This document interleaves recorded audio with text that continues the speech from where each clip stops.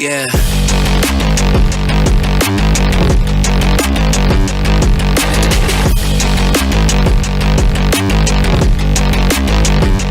Come on.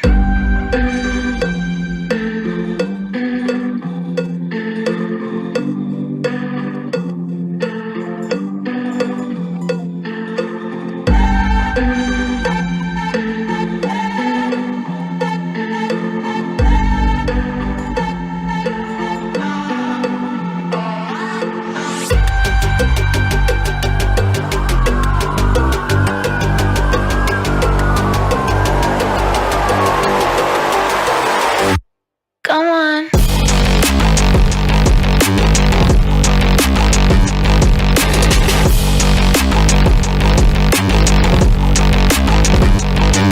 Yeah.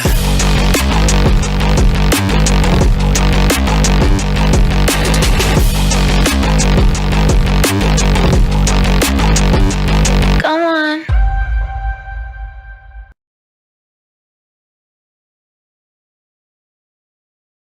I don't know what you said, Vicky, backstage, but you were saying something. I can't hear you over the fucking music because it's fucking banging. God, it's so bad. That's rude. Oh my God, I hate it so much. And I hate you, and now you have to deal with it. All right, guys. Let's see. It's been a week. It has been a week. It has been quite the week. Yeah. I don't know what this is about. That on my face says, how to keep your nudes off the internet. Don't take nudes. Yeah. I don't know what that's about, but it's not very relevant to what we're talking about today, asshole. God. No, I'm joking. I don't know who you are. I feel like this is the first time I've read that name in the chat. So, thanks for coming. It might be your last time, because, I don't know. I'm an asshole. He is. I am. He is. Fuck you, Vicky. All right, so we have Art Bell in the chat. I think that's a jar of cum. I don't know what else it would be.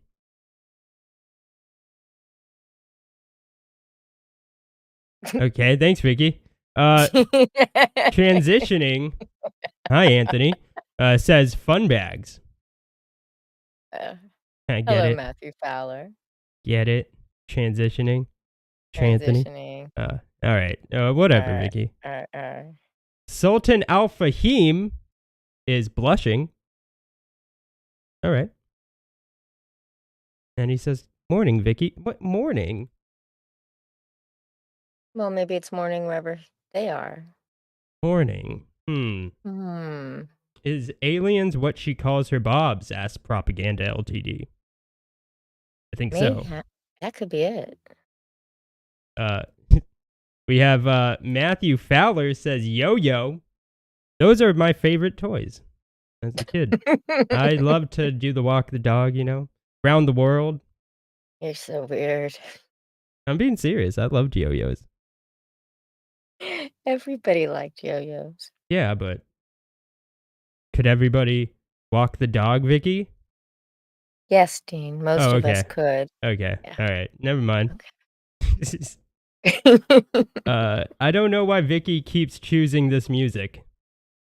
Because it's banging. It's not my choice. It is so not my choice. You guys don't know how much she begs me not to change that music. Oh my God. I beg you to turn it down so I don't have to hear it. Yeah, she's like, it's funny because while that song's going on, me and her are both still in a voice chat. And she's always trying to say something to me. And I just cannot hear her. And I don't even try. I don't even try at this point. I'm just like, but it's god awful. That's accurate, says Propaganda LTD. No, Cranky Writer, I don't think it's a milk. I know a jar of cum when I see it. Trust me. This was a jar of cum. I would know. I've seen a lot of them. So The real official amazing Adam says, hi, everyone. What's up, Adam? CG Chatbot says, I want to know if Dean can pronounce Mao. Yeah, just did. Bury my cock in it. That was good. I didn't see that coming. Says Bob's and Fajin, let's go. And Zeno says, I can imagine Vicky dancing alone to the intro music. No, you can't. She is actually. No. She's like just raving. Oh, She has God, her glow sticks out and everything.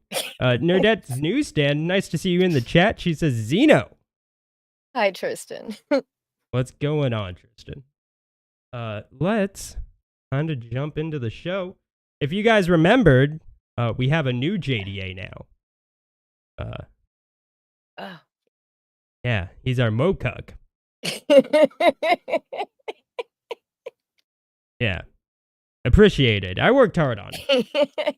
Not really. It took me like 2 seconds. But the dancing one's still my favorite, but that is freaking fun. Yeah, that one's pretty good.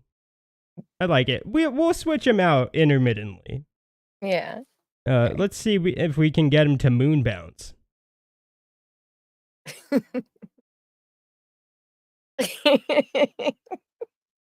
Yeah, he did moon bounce. Oh, fuck. So Bad on My Face says, if you go talking about Chairman Mao, you ain't gonna make it with anyone anyhow. I don't get it, but yeah. Yeah, it's a song lyric. Oh. Yeah, I don't get it. It's way before your time. Way before my time. Come on, old people. Yeah. Sultan Al-Fahim says, the Avengers are here. Zeno says, disturbing. And Tyler Durden says, laugh my ass off. All right, let's jump into the show. I don't know if you guys have seen... Have you guys seen this? Have you heard of this Kickstarter nonsense? Oh, no, that's my Jay Leno. It's not very good. It's horrible. It was horrible. But so is Jay Leno. But yeah, so there's like the big Kickstarter fight again. For like the thousandth time. Like, come on. How many? Like, yeah, I don't. Let's just watch the clip. I'm just not going to promote you. John says he's not going to respect you. Oh my God. That's the worst thing on the face of the earth. Hello, everybody, and welcome to another episode of the Great ComicsGate Kickstarter Kerfuffle. We must be getting close to another crowdfund launch by Mr. Van Sciver. John, I came in here pissed. I'm on Twitter and I'm absolutely furious. That sounded real. I can't believe it. I've been drinking, so I'm trying not. You're numb to it. I was just arguing with. I was trying to explain. They're like, we think this is wrong. What John is doing. John is putting pressure on people. He's putting pressure on creators. Isn't that what SJWs do? Don't they put pressure on people? Oh, go ahead. Oh, I'm just like, you guys, do you understand what ComicsGate is? I feel like people have fallen under the impression because we've had easy times lately. And you know what they say about easy times and what kind of men easy times make? Do you understand that John Malin and I have been blacklisted, shunned, persecuted? You know, we basically worked really hard to make this comfortable scene that you're experiencing right now, that you're this nice calm water that some of you are swimming in. And then what happens is this. You know, ComicsGate is basically ultimately about political persecution and discrimination. Okay, that's what it is. Yeah. That's otherwise, why this is happening. Otherwise, why be here? Why are you here? If you're not making a stand about something, then why be here? Just be in the John, because people just want to make comics. John, that's why. Well, go make comics. ComicsGate has a very distinctive purpose, which is to be able to make comics in spite of political persecution. Okay, it's not just being able to make comics. You can do that. It's being able to make comics in spite of persecution. We are an activist group. Oh my God, that's what we are. We're a political activist. Sorry, I just have to pause there, right? Like, cause like, I don't understand what not going on Kickstarter will do about your political prosecution. Like, I mean, we'll talk about it later, but like, isn't that what you're complaining about happening on Indiegogo with like the quote unquote shadow bans?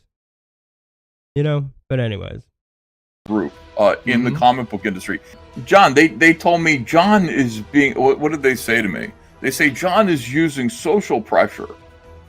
And that's what the SJWs do. You know what, John? You know what I think you're doing? I wouldn't call it social pressure, although what's wrong with that?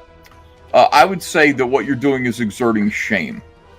You are shaming people. You are shaming comic skaters who are not behaving like comic skaters. And I think I've said 100 times, we need to bring a little bit more shame back into society. For the last 5 years, John Malin has been the driving force behind ComicsGate's boycott of Kickstarter. Back in 2018, John was the artist hired by Richard C. Meyer to draw Jawbreaker's Lost Souls. Myers' campaign was denied by Kickstarter on April 9th of 2018, and that very same day, Richard Meyer put Jawbreaker's Lost Souls up on Indiegogo, where it would go on to earn over $400,000. Malin still holds a grudge, despite the fact that the book probably made far more money due to the controversy over the Kickstarter cancellation. Yeah, I think my position has not changed on Kickstarter. What do you want? You've changed. I haven't changed. Mine has. I lightened up, and I was even thinking a month ago, I don't know, maybe I'll try Kickstarter. Maybe it's time to expand out. And then they hired this new guy, and then immediately they do the worst thing I've ever seen them do. I mean, I just explicit political discrimination immediately. And so, the boycott's back on. And I mean, if I can't get ComicsGate to just line up and be a part of this and make a statement for a week, I mean, it's only been 3 days, and we're encountering. What is ComicsGate for? What exactly what are you a comic skater for? If you can't do this, if they did this to Matt Barr, I'd be with them. I'd be with Matt Barr. If they did this to anyone in the chat, I'd be with them. If they said, "I'm sorry, you're a conservative, fuck you," I'd be with you. And I don't know what you think this is, but I'll tell you, John, I'm really like spitting mad over it. I had to come in here and yell at everybody here. So thanks for letting me. So where is all this new vitriol towards Kickstarter from Ethan Van Sciver coming from? Well, according to Ethan, it's about this guy, Hans Schans, who wrote what some would call an anti-trans book called The Wise at Heart, that was recently taken down by Kickstarter, presumably for violating their terms of service. I got people going, yeah, but there are some people out there who want to make comics on Kickstarter because they have kids to feed. So did the fucking guy from Wise of Heart. He had kids to feed. He had a family to feed. And he got his comic book shut down for what? Because he was sitting there saying the gender ideology, is dangerous. And I'm making a comic book trying to explain that and blah, blah, blah. His comic book got shut down by Kickstarter again. And it's probably because of this new guy that they have over there. I'm sorry. The boycott has to be on, okay? And if you're not going to do it, John is, I'm going to do it. And the way that we're going to do it is we're just not going to promote Kickstarter. But I will tell you, like, the whole purpose of this is, look, we have to make a stand. When something like this happens, it's our fight. We have this wonderful, comfortable situation right now where we're successful because we fought situations like this effectively. And I need fighters. I need people who are like, yeah, you know what? Fuck them. We stand in solidarity with the guy who did Wise of Heart, who got his campaign taken down explicitly for political reasons. Therefore, we're not going to support Kickstarter. Now, if you have to go over there and get funded on Kickstarter, cool. I'm just not going to promote you. John says he's not going to respect you. Oh my God. That's the worst thing on the face of the earth. Sacrificing for political action in ComicsGate is selectively applied. Back in January, another book entitled Agents of Hag by self-described TERF Nina Pally was removed by Indiegogo for violating their terms of service for hate speech. Nearly the exact same circumstances, the same political hot potato of content, and yet it didn't fit through the door of ComicsGate's wheelhouse. You guys are persecuting small creators now, I guess. What are we doing here? It's absolutely infuriating to have to sit there and go, do you understand? Like, John and I have empathy for this guy because he's going through right now what we went through. And so we want to stand in solidarity with him. And if that inconveniences you, I'm so sorry. Yeah. But I mean, this is what ComicsGate is. It's against political discrimination in comics. This is literally right in our wheelhouse.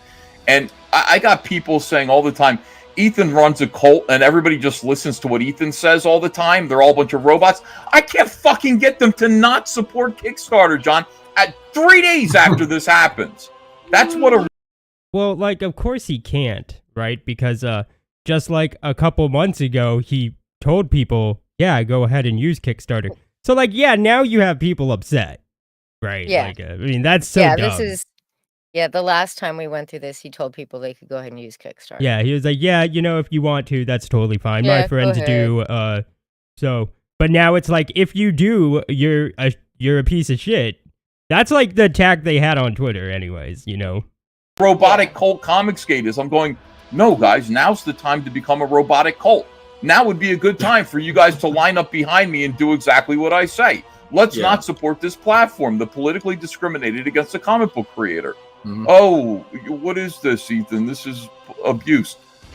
John, I'm so angry I can't even tell you. I honestly, I'm cutting people off. I really am, and I don't care. So you're dividing ComicsGate. You're drawing lines in the sand. Of course I am. Of course. There's always that's just it. There's always been a line in the sand for ComicsGate. That was always part of ComicsGate. And the thing is, that guy who just got thrown off of Kickstarter, I don't have to change my position to support him, because that's still my position. My position is still fuck Kickstarter. As I'm making this video, current ComicsGate kings Billy Tucci, Graham Nolan, and Andy Smith all have open campaigns on Kickstarter.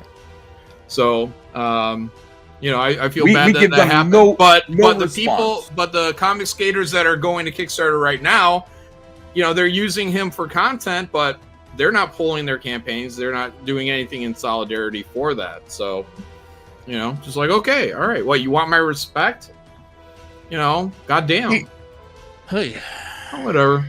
You know, I'm just, you know, whatever. It's so fucking weird because my position has not changed at all, and now my position is not cool. For some of these, I don't know, new CG, NU, like new metal. Instead of being members of a consumer movement, ComicsGaters are now members of a political action group where your dues aren't paid on a monthly basis. Instead, you pay them by leaving money on the table by not using Kickstarter. Unless, of course, you're a ComicsGate king. Wow, powerful stuff, Vicky. Powerful stuff. Powerful. He's such a shit. But it's true, right? Yeah. I just, as I was watching them talk about this, because it started, of course, with Malin on Twitter going after Rich Ayala. Yeah, the Roach Balls guy. Yeah. Right? Because he had the temerity to tweet out a Kickstarter that wasn't ComicsGate. Malin loses his fucking mind, right? Okay, I just got to say this, John, for all of your moral stance on the issue of Kickstarter, your letterer, the guy who has lettered every single one of your books, Eric Weathers, currently has an open Kickstarter. The guy he works with, Mark Polton, on Graveyard Shift. They're also, Mark Polton has another book that's an add-on on a campaign that is something that he and Malin did a decade ago. Mark Polton currently has, or did last time I checked just a couple days ago, an open campaign on Kickstarter, right? He's still hiring these guys. Almost everybody he's worked with, you know, is on Kickstarter or is tied to a campaign that's going to be on Kickstarter. It's all just so fucking stupid. Well, right? But Vicky, those people are important. Who? The guy we don't know who's not in ComicsGate? Who got kicked off of Kickstarter at just the right time because Ethan's going to be running a campaign in a month? I meant Ethan and John's friends. They're important. So they get to, do what they want. Get to. Well, they have their little out, right? Their little wiggle room that they try to give themselves is They can be on Kickstarter. I'm just not going to promote their Kickstarters. Okay, well, you're also not going to promote these small plebs Kickstarters. What's the problem? Right. Instead, you get Ethan then doing this thing on Malin's stream where it's a call to arms for people to stop using, Kickstarter altogether. There was no carve out. Well, then, are like the CG At Kings first going there to... was. At first there was there was a carve out. But as the stream went on and they continued to talk about it, Ethan got, like more hard lines. Suddenly it's a political cause, and Malin and Ethan had empathy for this guy, so everybody else in fucking ComicsGate has to sacrifice. Not the ComicsGate Kings, they can still be on Kickstarter. But all you plebes who are thinking about starting one, fuck you. Yeah. You have to sacrifice for our empathy. And this actually just wouldn't be an issue if, like, a couple months ago when this argument was happening again, Ethan didn't give the okay. Right. But he did, and now there's people on Kickstarter that are being told that they're, bad comic skaters. And, any comic skater is a bad comic skater. But they're like the low of the low now for doing what Ethan said was okay 2 months ago. It gets even weirder, right? So as I'm editing the video, and there's this line John Malin used, it's in there, where he talks about now you're using it for content and you're over there on Kickstarter, right? Yes, PTP also uses Kickstarter, but yeah, he is a ComicsGate King, I believe. Yeah, like he's an on honorary the one. Yeah. But when he says, and you're over there on Kickstarter, and I'm thinking, who is using, like, I was curious who's using it for content, right? So I did a search. I find nobody, right? Like nobody's using nobody in ComicsGate is really using this guy's circumstances as content. And then I realize Bancroft sucks at tagging his videos, so they don't come up in my ComicsGate search unless he explicitly puts it somewhere in the title. And so Bancroft was the only one, and he happens to have a Kickstarter. I mean, maybe there's somebody else, but it seemed to me that John is then starts taking shots at Bancroft on this stream. Oh no. Right. Not Bancroft. Anyone but Bancroft. All because Richard C. Meyer couldn't put a campaign up on Kickstarter in 2018. Richard Meyer, who's talked about doing Kickstarters and doesn't seem to have a problem with Kickstarter anymore. Yeah, it kind of invalidates like Malin's whole problem. He was like the artist on Myers's book. But if Myers is okay with going back to Kickstarter, that kind of I forget who was saying it. I think Johnny, but I think he said something like it kind of deflates Malin's whole argument. Yeah, and it does. Like, what do you have to be upset about? It was really Myers's book, and he's cool with it. Right. Yeah, I mean, I would assume that there would have been some minimum amount of money Malin would have gotten, even if it never ended up getting crowdfunded. Unless, like, Myers treats his artists like Malin treats artists, then maybe not. I think Malin pays a page rate. I'm pretty sure Malin pays a page rate. Very, very. You remember Malin was like, but talking about what it was pretty cheap. Yeah. Yeah, be realistic, like, and nobody else is gonna want you anyway, so you might as well take my shit pay. That was essentially his argument. Yeah. You're in ComicsGate, you're fucked now. Take my shit pay or fuck off.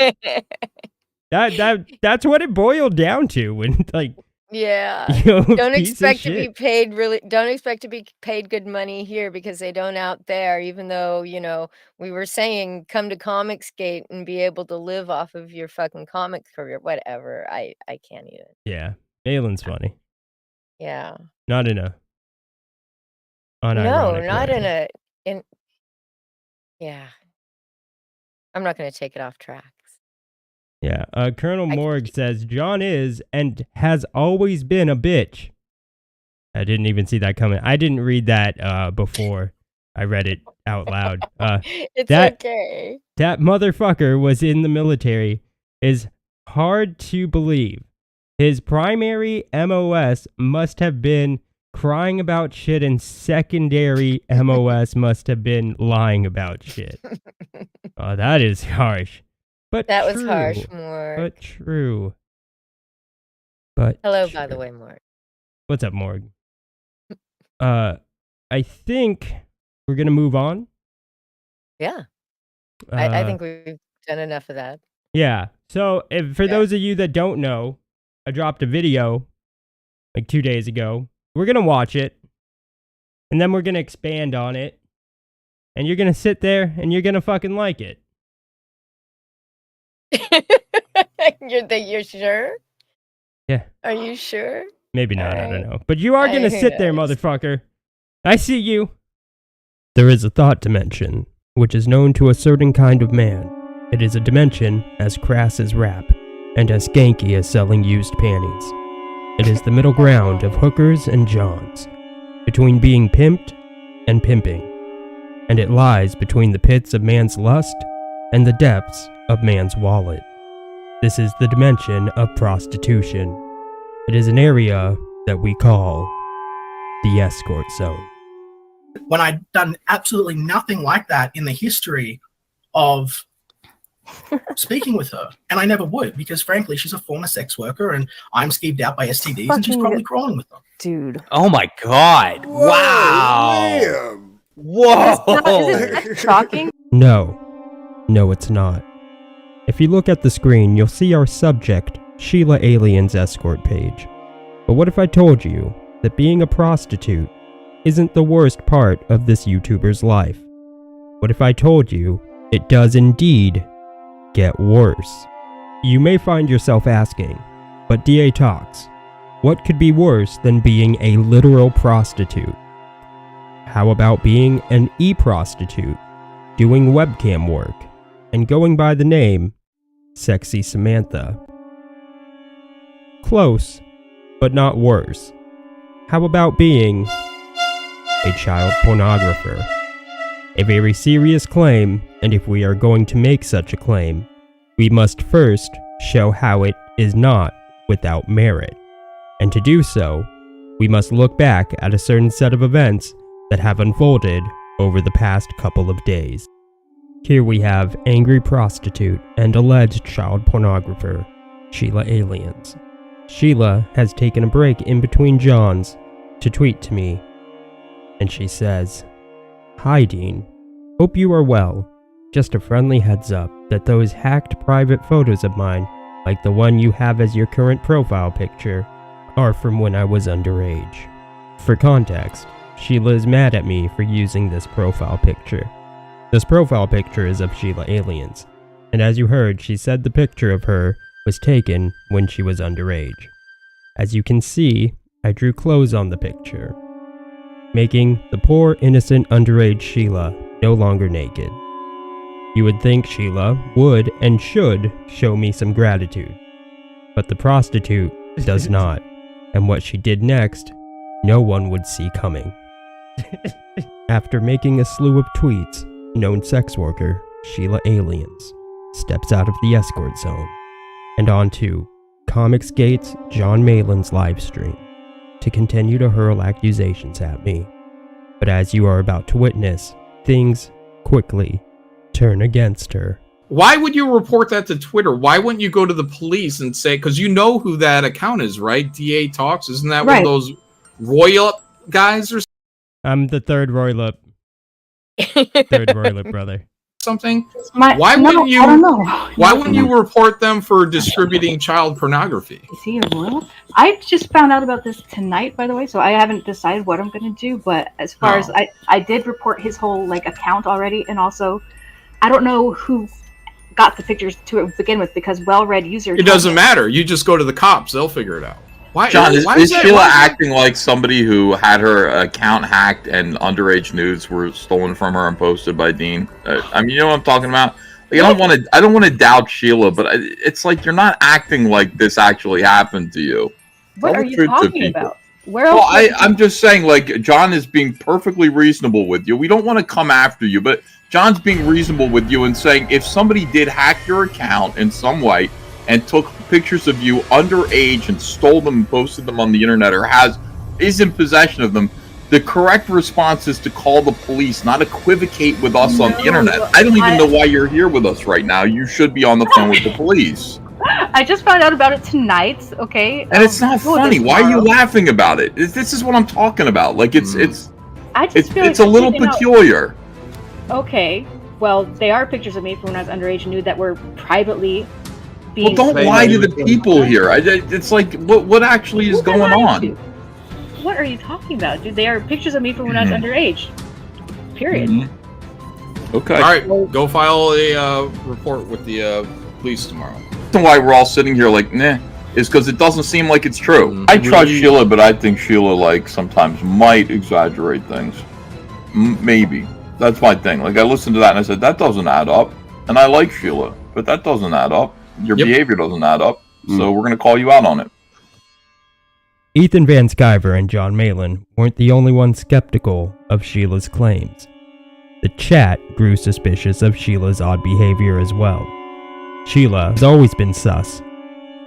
You might be thinking to yourself, this must be the end of the story. Surely Sheila wouldn't try to continue to make these bizarre claims of CP after getting thoroughly embarrassed. Well then surely you don't know Sheila. The following day, Sheila took to Twitter to continue to try to rally people against me. She claimed that she reported me to the DOJ for distributing child porn. Sheila hasn't wavered from her claim that an account of hers had been hacked for what she claims are underage nudes. What if the images weren't hacked? What if the images were in fact very easily accessible for anyone willing to do a simple facial recognition search? Well, that's exactly what I've done. You see, back during 2007 and 2008, there was an account on the degenerate website funbags.com hosting these supposed underage nudes of prostitute Sheila Aliens. But Sheila is currently 37, and in 2007 and 2008, Sheila would have been between the ages of 22 and 23. But wait, Sheila said that the images of her were taken when she was around 16 and 17. If we are to take Sheila at her word that these pictures were from when she was underage, that would mean that the owner of this Funbags account would have been posting images of Sheila that were 6 to 7 years old. But who could have access to these images? If we can answer that, then we can know who is behind the account sharing underage nudes of our then prostitute, Sheila Aliens. What you see presented before you is the Flickr account of CG's Pick-Me Girl, Sheila Aliens. If we look at the link address, you'll notice that it says LSD. Her MySpace page is linked as well. Lollipop Dropper. LSD and Lollipop Dropper. And we're supposed to believe that Sheila didn't grow up to be some sort of sex worker. We also can see that Sheila Aliens believes herself to be some kind of paranormal investigator, as well as model and artist. So many professions. A real working gal. What's this? Meow. Is this some sort of clue? Perhaps one that we've seen already. Checking out an archive link of Sheila's MySpace may give us a better idea of what to look for. Halfway down the page, in red font reads, "Are you looking for the girl with the rainbow hair? Then look no further. If you tracked me down from AIM.com, then let me know so I can gloat about it. Not surprising that Sheila Aliens sought after validation from the internet. Not much has changed in that regard. We have another clue, it seems. Right below Sheila's desperate cries for validation reads, "Tweet, tweet, chirp, chirp, meow, meow." Interesting. Sheila's MySpace links to a website called Homo World, which seems to have been another social media site not unlike MySpace. Luckily, we have an archive link for her account page. Could this be the picture of Sheila with rainbow hair? Maybe. But it's hard to tell how any of this is going to help us find who is behind the Funbags account that posted 7-year-old photos of 16-year-old Sheila's nudes. The Pomo World account also says that it loves you, plus kitties and kitties and kitties. All these clues, but we need answers right now. Upon digging deeper into the escort zone, we stumble upon an old article with the picture of young rainbow-haired Sheila Aliens. And it reads, "This can't promote healthy behavior. For the past few months, I've been signing on to AIM just about whenever I open my laptop. You never know who will be on when, and even if you don't have anything to talk about, it isn't a bad idea to catch up with people. As a result, I see the AIM dashboard roughly half a dozen times a day. I would change my settings so it didn't pop up in my browser automatically, but I have to admit that every now and then, there's an interesting story buried among the usual crap. Well, this may be more appropriately dubbed usual crap. I love that part. Today I saw this. Good job, AOL. I have to click on her, despite the disgustingly saccharine header. I find her adorable. It's probably the attribution of innocence given to a rainbow hair paired with the fact that she's, to paraphrase Vince Vaughn, I fucking the shit out of me. So, like a hormone-driven idiot, I clicked and discovered Pixnay. Pixnay is one of the many AOL subsites and is described as the following. Choose your favorite of the 2 photos randomly plucked from our pool of hot girls and guys. The next battle will appear. Pick, click, repeat, enjoy. Judging these face-offs is rockin' in itself, but why not spout your opinion for all of Pixnay to see? Or, better yet, get in the ring and join the fray. All you need is a hot picture of yourself and an AOL or AIM screen name to play. Not only will this give lazy people like myself carte blanche to creep on girls I don't even know, but the fact that everyone is openly encouraged to submit their own pictures for judging opens so many opportunities for disaster. Unsurprisingly, Sheila once again, seeking validation, commented on the article. She says, "Yes, you rock. I am that rainbow-haired girl who is I fucking the camera. And I must say that stumbling your blog regarding Pixnay has been one of the most sincere flatteries I have experienced to date." Straight up, I know I make a comment just now in the video about how sad that is. That is like one of the saddest things I've ever heard. It really is. It's one of the most sincere flatteries I have experienced to date. Like, holy shit. Yeah.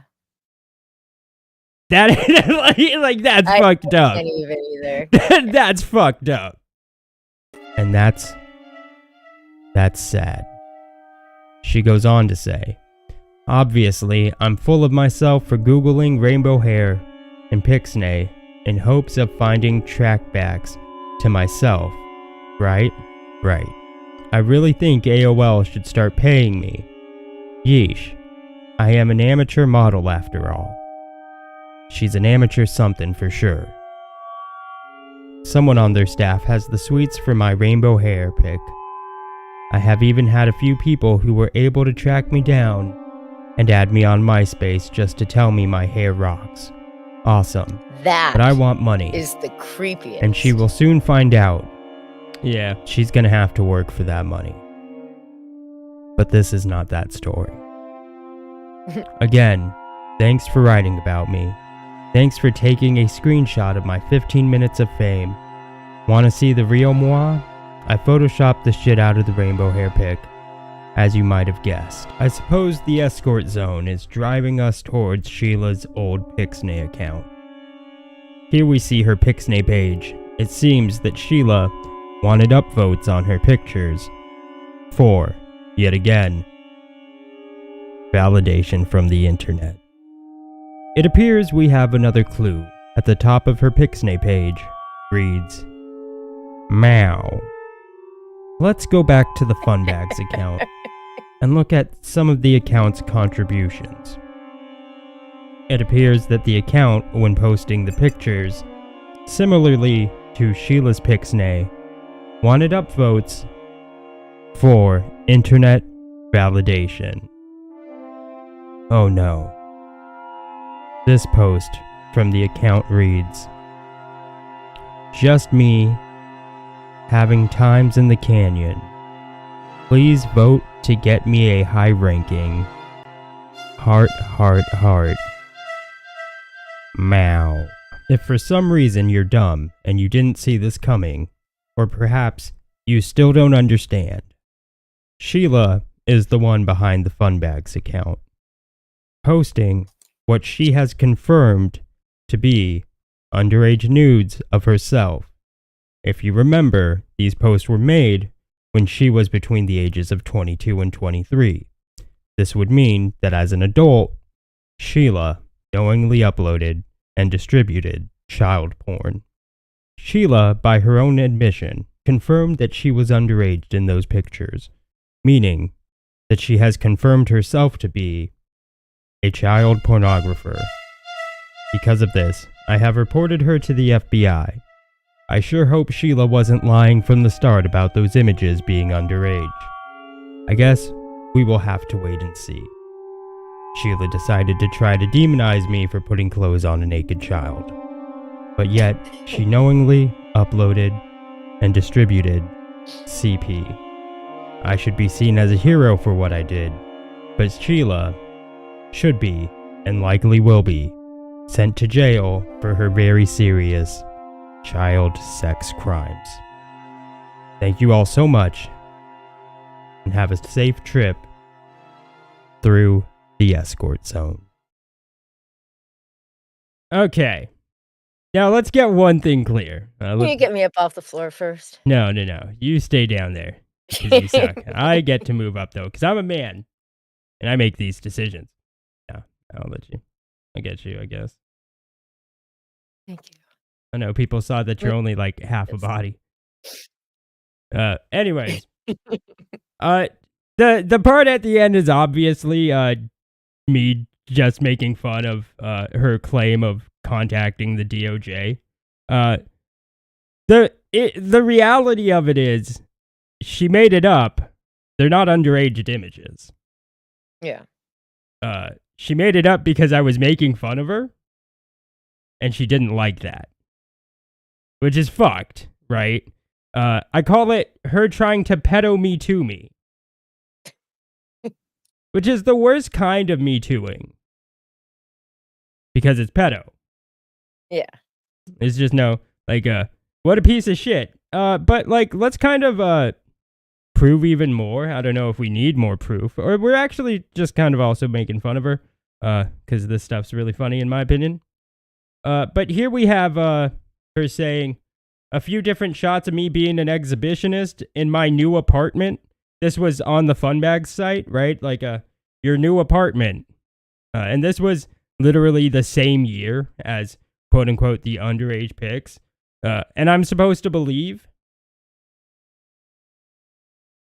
you were underage, you know? And then we have here testing out my guy friend's new camera Well, if it's a new camera, they couldn't have even been old pictures that you uploaded. Wait, does that say guy friends? Yeah. Oh, that's funny. She's trying to claim now that it was that her dead friend Vanessa that took the pictures from her camera. Yeah, and it's funny because she claimed that it was like hacked from her photo bucket. But then when people were like, why'd you post like pedophile nudes of yourself on your photo bucket? Then she tried to like throw it on her dead friend. Like, holy shit. Yeah. That's fucked up. My favorite part actually was when after she explained that they'd been uploaded to her photo bucket, that they weren't pics of her that she was selling. They weren't the ones she was selling, is what she said. So that's how she was using her photo bucket. Funny you mentioned that. We don't need to snipe EVS. We actually have clips prepared for literally right after this topic. Fuck EVS. I don't need to snipe them. Yeah, who the hell? I already got the content, motherfucker. We got way better content about that damn stream than he does. Yeah, because he's Damn fat it. and incompetent. God, watching ComicsGate EFAP streams is so fucking painful. Watching Doesn't matter ComicsGate who it streams is pretty is. painful in and of Period. itself. Yeah. But yeah, so Yeah. like it's like if this is a new camera, how are these underage pics of you when at this year she was 22 to 23? So like, come on, bitch. And I've given her, like, I've asked her plenty of times, like, hey, I've totally proven you wrong. Like, you want to retract those statements? Those very, like, slanderous fucking statements? And No. she chooses to ignore that. Which is fucked. Okay, so this is actually funny. In these, like, pictures that she shares, right? Her house is fucking dirty as shit. Right? Yeah. It is Sorry. disgusting. Her new apartment looks fucked up. Right? And so these are some of the comments she gets on her quote unquote underage nude pictures, where she's of age. Piece of shit. But these are some of the comments she gets. They're really funny. We have you need to clean your room. You know, I feel like that one's fair. We have a list of comments saying, clean your house. You must clean your room. Can I stick my face up your ass and you blow a fart? That one seems out of place. Thank you, Dean. And put the brake on, clean up. But then there's like my favorite comment. Next time, how about some pics in a maid's outfit cleaning the place up? Fucked up. That is fucked It is fucked up though. Like her house is fucking trash. It looked like Brittany Venti's place. You know, I assume there's cat shit everywhere too. I don't know if any of you guys ever saw that Brittany Venti stuff, but it's disgusting. Yeah, that was pretty disgusting. Pretty disgusting.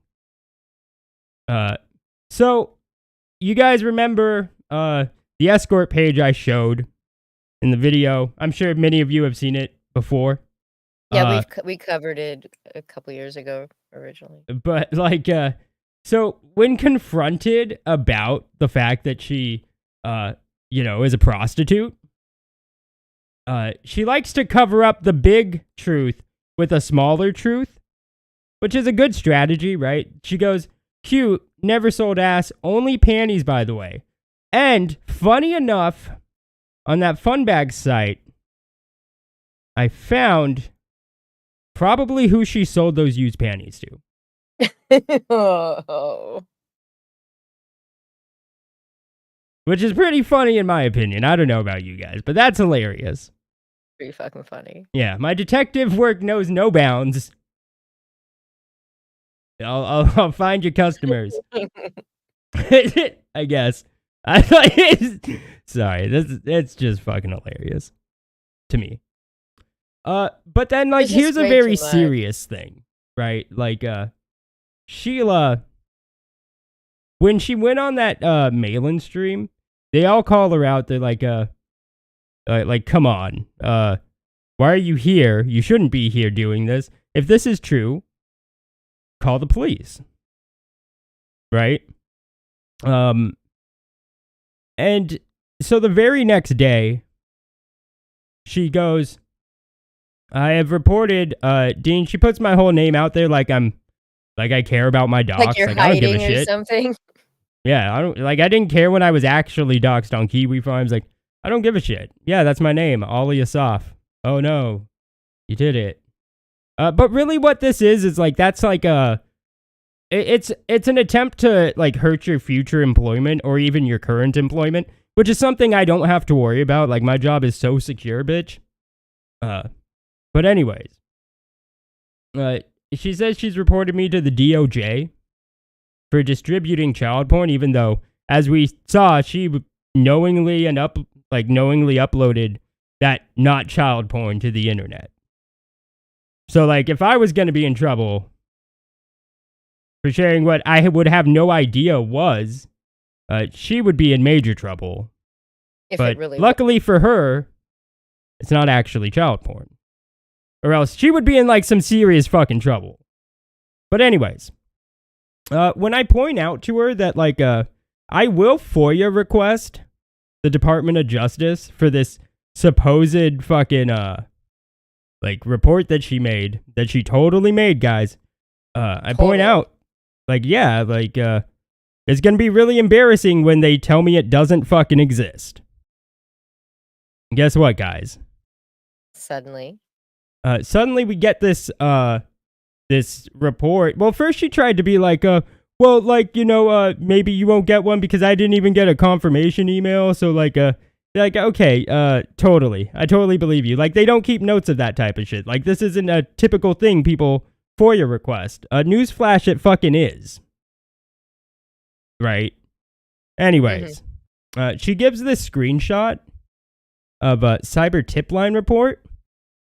I know that the image is probably small, but she blocks out the first part of the email, but for some reason doesn't block out the actual important part, which would be the @ncmec.org. And notice how it's no type of government entity, it's no type of law enforcement, neither on a federal or state level. So she still hasn't reported me to anybody. This is a non-profit charity organization that, like, deals with, like, helping, you know, find missing kids and kids that have been abused. And when I read the thing, it's very clear that all this is about, like, all she emailed them about, which was smart of her, all she emailed them about was images that are online on websites. It makes no reference to me in any capacity, just that these things are on websites. And they give her tips on what she might want to do about it. So she still has yet to actually file any type of police report, which I keep encouraging her to do. Like, if what she's accusing me of is a very serious fucking crime. And if it's true, like, go ahead and report me. But it's not true, and that's why she won't do it. So, like, you should retract your defamatory statements, you fat fucking cow. Also, like, I was so busy looking into, like, the personal stuff of Sheila Aliens, I never looked at, like, her YouTube channel. But holy shit, this bitch is a fucking sped. By any means. Like, this shit is fucking bizarre. Let me, I forgot to add it to the stream. Let me find the image, that I wanted to share of, like, a channel. I mean, content that she uploaded. Cause it is fucking bizarre. It's, hold on, I got it. Oh yeah, there was multiple actually. This shit's fucking, it's so weird. Like, we got, sorry. Hold on guys. Vicky, hold it down or something. It's always something. Well, I forgot to add these last ones. I know, it's all right though. It was all last minute, as usual. Yeah, you get it. Yeah. There was a lot of content to comb through today. We did have a lot of content. Yeah. Way more than usual. So as you can see here, here's one of like her more recent things of content. It's a AI Joe Rogan interviews AI Ethan Van Sciver, #ComicsGate. I'm so glad I get to watch this thing that never fucking happened. Now I get to be informed on what maybe would have happened if it ever fucking happened. But it didn't. This is pointless. And like somebody that I showed this to, that I was laughing at her with, said, look, when you're part of a failed movement, you have to write fanfic about what you wish the leaders would do after a certain point. Sheila is on the forefront of fictional CG and its non-real accomplishments. Which is fucking sad. Like, spend your time better, bitch. Spend your time better. And then there's one more image, and this one's also very funny. But this one will be pulled up a lot faster. We got... I love this one. Did Prince have superpowers? No. No. No, he didn't. No. What a retarded question to ask. Like, holy shit. Like what is like that's the dumbest thing I've ever heard asked. This bitch is like comedy fucking gold. Ironically. For sure. Is he supposed to be some sort of alien? Is there some conspiracy theory about that? I don't know. I have no idea because I don't follow that. I'm not even gonna watch it. It's just the dumbest fucking video topic. Yeah. Like, did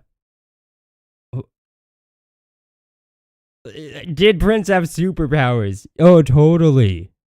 Yeah. Totally. Like, what a fucking idiot. Is this something she believes? No. God, I hope not. I don't think Sheila believes any of this shit.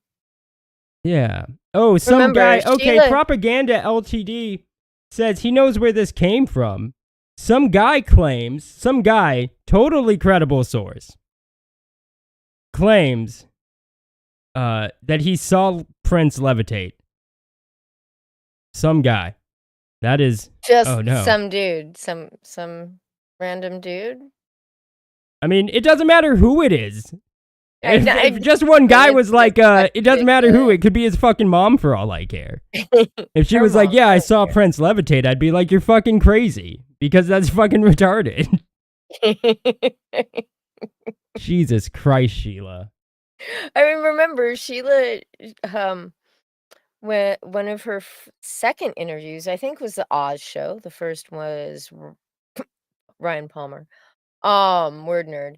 And she was on the Oz show, and she'd never even read a fucking comic book, never owned a comic book, still didn't own one because she was waiting for Cyberfrog Blood Honey to be to fulfill. Mm-hmm.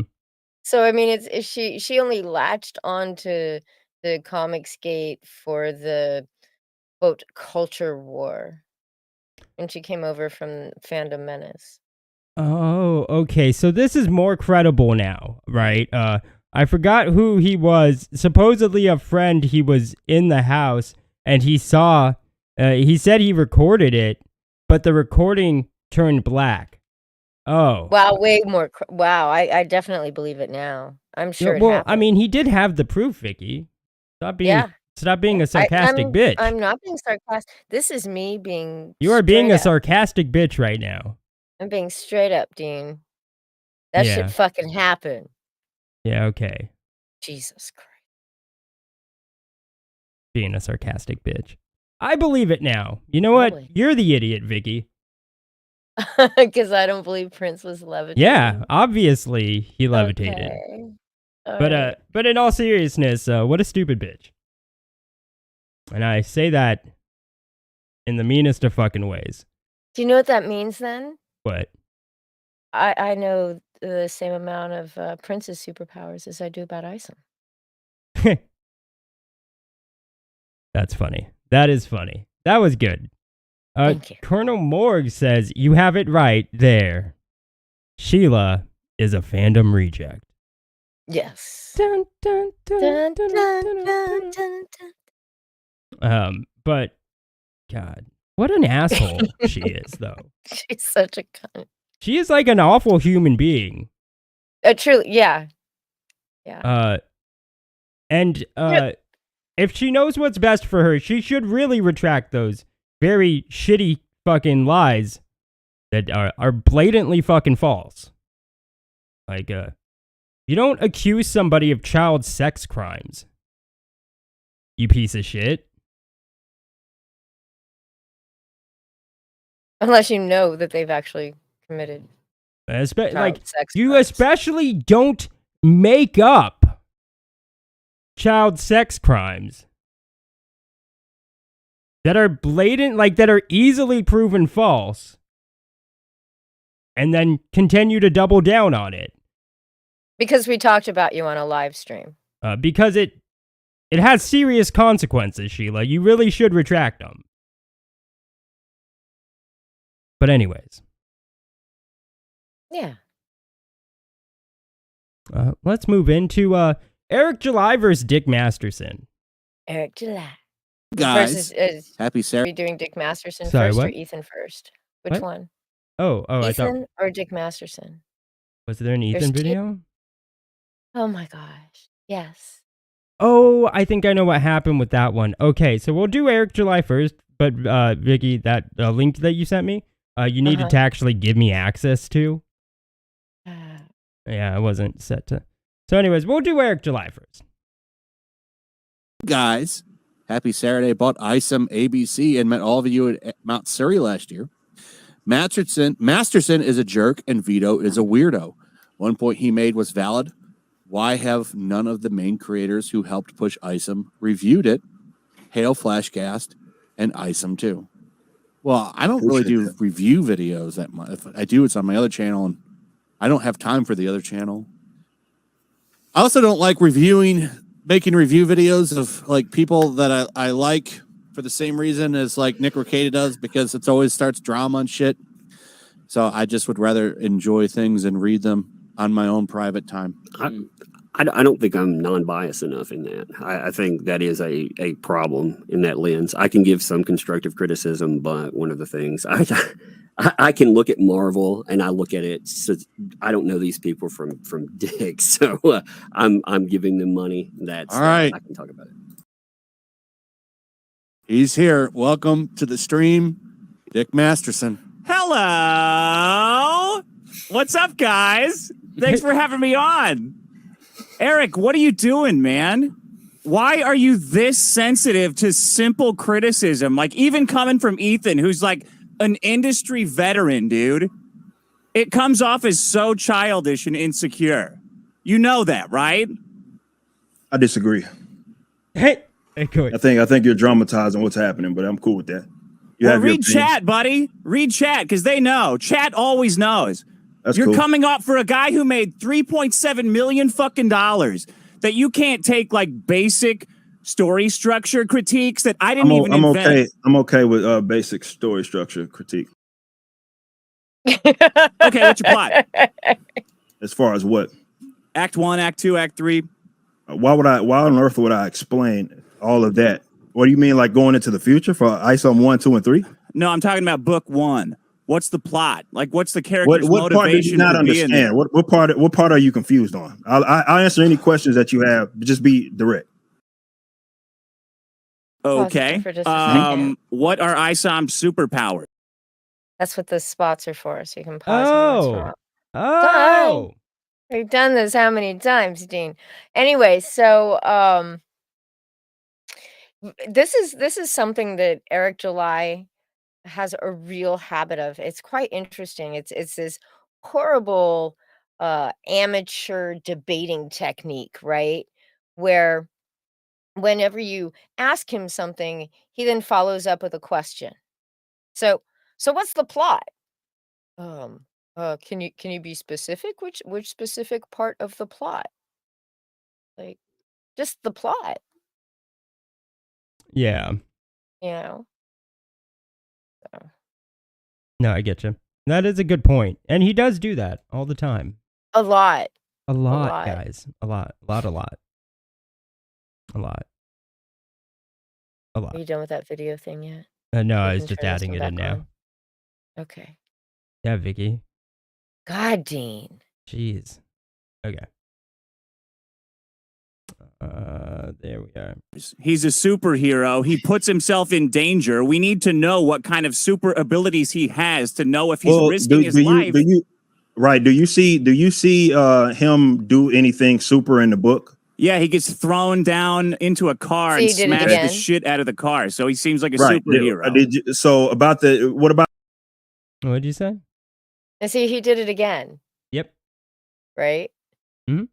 You remember the guy that he fought, Santuan? He fought him twice. Did he do anything super during those interactions? Yeah, he jumped off a wall and then flipped around in midair and threw him through that same wall. That's pretty super. So that means that you at least see that he, as far as what his powers are, he's able to do some super things. What you don't know is like the origin of those powers and to what extent. And we'll get to explaining those. Just be patient. It's the first book. It's the first book. Yeah, this is. Every time I hear him say that, I just go, oh, no. So, like, no. To be fair, I haven't read it, but just based off this, it does kind of sound like it's got like the same storytelling abilities as like the Lucent, where nobody really knows anything that's going on because it's just not described very well or shown. Or I think more so is weirdly what does get shown and what does get said doesn't actually convey what it is that Eric July was trying to get across.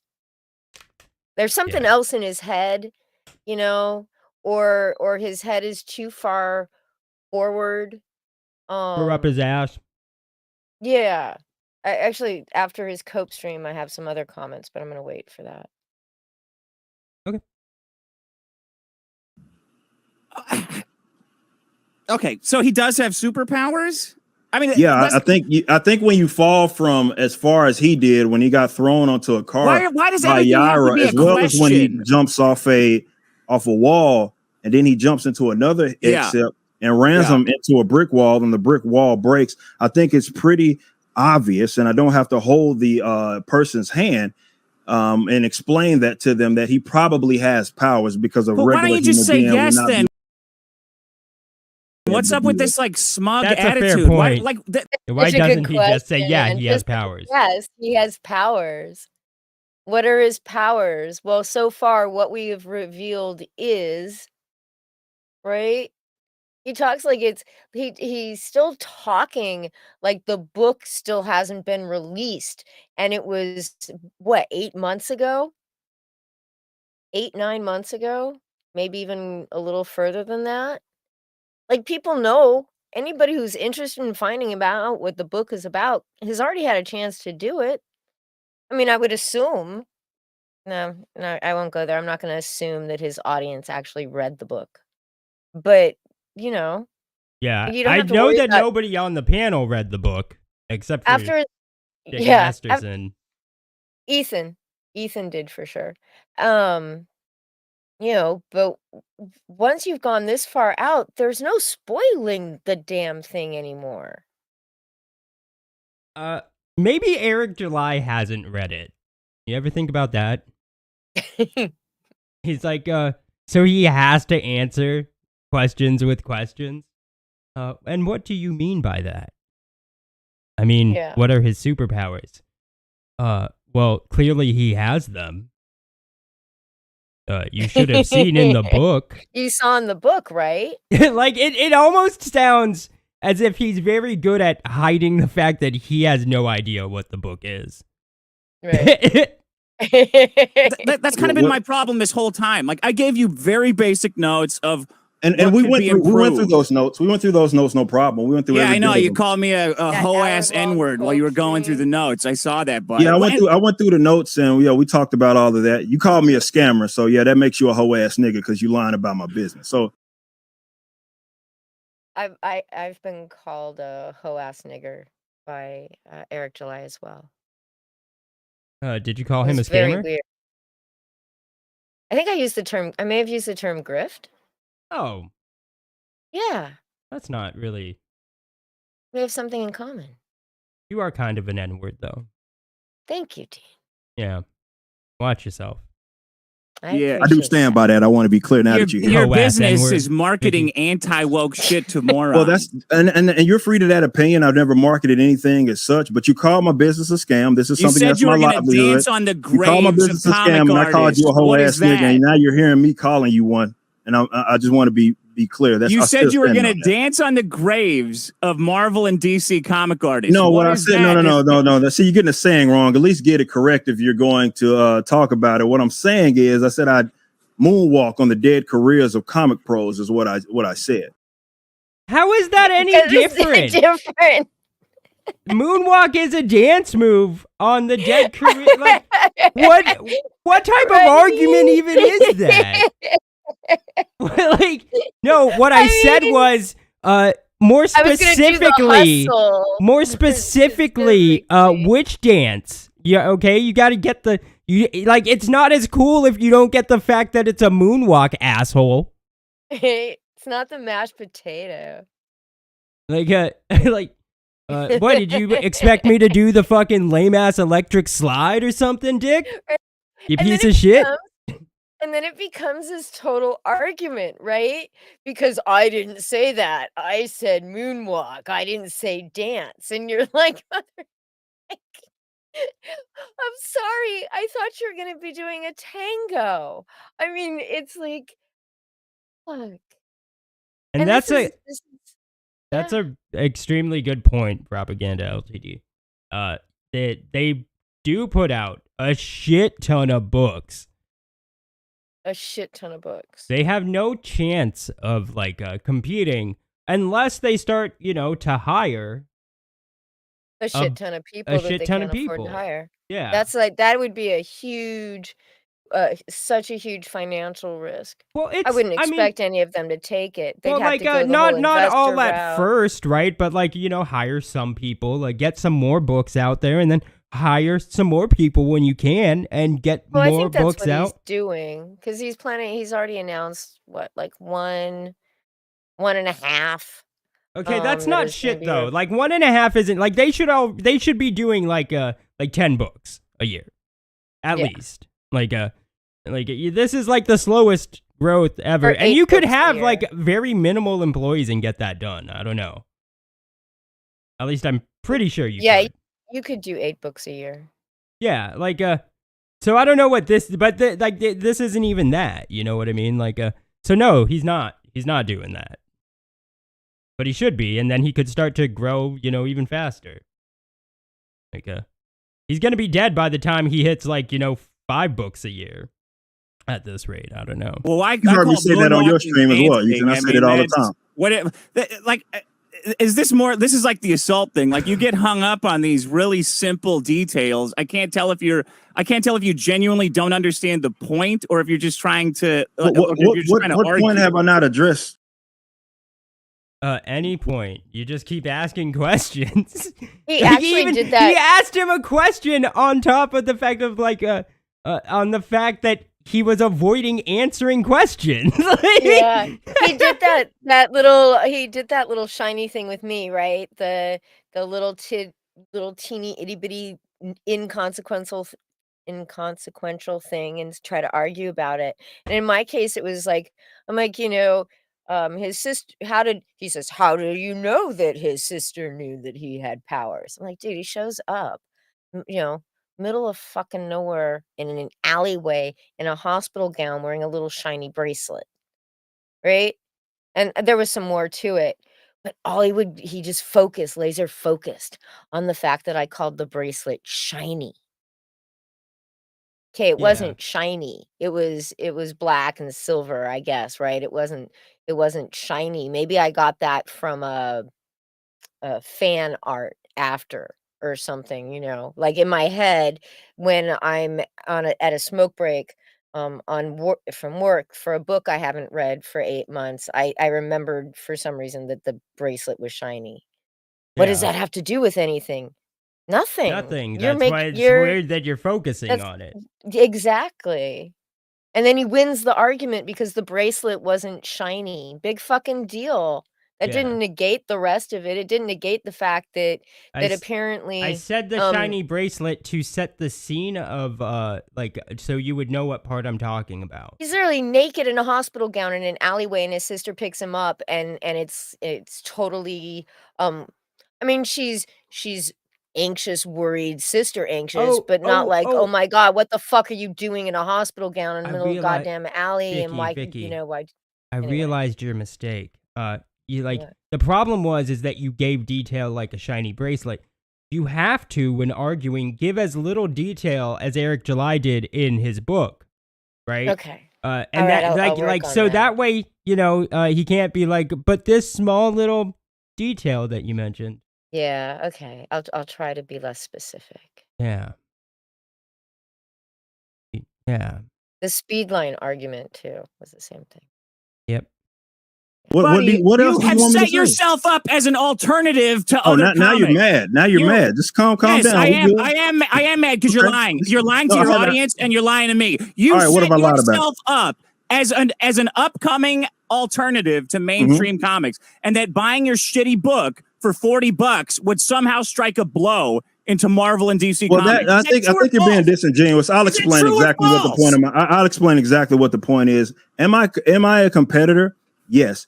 I have 3 principles with the Rippaverse. You're not. All right. Well, that's when he said that, I almost died. Yeah. Yeah, exactly. Propaganda. And this evolved into this little argument about I think I may have cut it actually, was Masterson saying that Hollywood is shorthand for all of this because comics are, you've got Disney and Disney is Hollywood, and Eric July doing that same thing, trying to pick on this little tiny detail. And Eric July is sitting there like, I'm not talking about getting into Hollywood. Dude, you're talking about making a Rippaverse major motion picture.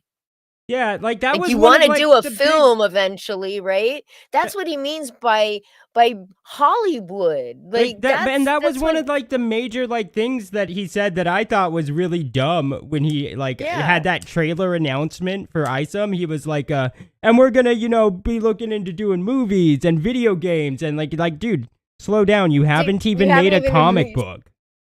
Slow the fuck down, dude. But that's what Dick Masterson is talking about. Yeah, you do want to be a competitor. You said as much before you ever even made a comic book. Yeah. What are you talking? It's so weird to argue that point. Fine, you're free to that opinion. Nonetheless, I have 3 principles. We have that over there at the Rippaverse Ethics. And one of those, of course, there are people that have issue. I've griped and moaned about the mainstream, and I've talked about it extensively about my certain issues. And I went through every bit of that and building my actual company. I love how he always tries. On one hand, he pretends that he doesn't ever talk about or talk badly about mainstream comics and compare it to his own. Time. But he does it all the time, which he just basically admitted to there, right? Yeah. It's just it's something. Those people. He says, he didn't say this very specific word, so obviously it never happened, even though he uses synonyms and other phrases that mean the exact same thing. He'll say he never said stuff. Then you look it up, and he did. And he did. Very true. And that my company and the books that we make and we put out or release, publish, whatever you want to call it, the books that we put out, they might enjoy that. This idea that I'm going to topple, I believe you said that to me in a tweet, something about toppling Hollywood. That's not anything that I've ever. Like, do we have to watch that trailer again? Because he definitely did talk about it. Like I think he did say oh, and we're not gonna be doing like movies by borrowing money from other people to make them. We don't want to make the same mistakes as the other guys. Like that was his exact words, and I remember thinking, wow, dude, that's really fucking arrogant of you to even think that you're comparable. Yeah, I don't know if that was in the trailer or a different video. No, it's like that one where it's like a black background and like he's. Was it the one for the book or the one for the Rippaverse? The Rippaverse. one, probably, yeah. I think it may have been in the Rippaverse trailer. Yeah. I think so. Yeah. It was the Rippaverse, that it is for sure. But yeah, it was like how arrogant, dude. You haven't even made a book. And you're gonna talk about how you're not gonna make the same mistakes when you do movies about your books? So like, yeah, you definitely did talk about it, and you did try to act like you were going to topple them by not making the same mistakes. Like those were his words. Like, yeah, presented to do. I mean, that's a euphemism because Hollywood is all Marvel now. Like Hollywood is comic books right now. So saying you're challenging mainstream. But that's a terrible point to actually argue when he definitely did talk about making movies. Yeah. Challenge Hollywood. Like, I don't understand why you're taking issue with something that is like a fun. Yeah, it's just strange. The only one mad here, JD Kirby, is you. Just so you know. Because I'm not mad about anything. We're having fun making fun of things. You're in the chat seething and malding, bro. Relax. It's so weird. It's not that important, dude. Everything we were saying when we first read Isom, everything I heard Ethan finally say, I remember Ethan giving it a good, Isom was great, blah blah blah, back in the day.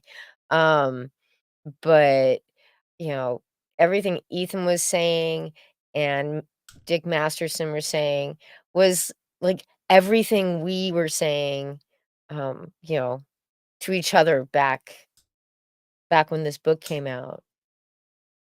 So it's kind of delicious to. I don't know, JD Kirby. Everybody in the chat seems to think you're mad. So, clearly it's you, because it can't be everybody else. It's certainly not everybody else. I mean, you don't have to stay. We're not going to make you leave, but you don't have to stay. I don't know. Nobody seems to think that, JD Kirby, except you. And once again, everybody seems to think you're big mad. But that's fine. You can seethe in the chat, dude. I don't give a shit. I just want to let you know it's not that important. Whatever it is you're mad about, relax, dude. Go ahead and hit the play button. I have an encyclopedic knowledge of Just comics, based but I'm on pretty that, sure you there's a could've- Batman comic where a guy is punching. Just off of the book alone, you can assume he has some kind of enhanced strength and like flight, like that, or high agility. Oh, this is where it gets really good. This gets so good. JD Kirby, I know that you're mad, but you don't have to also be stupid. I said you can seethe in the chat, that's fine.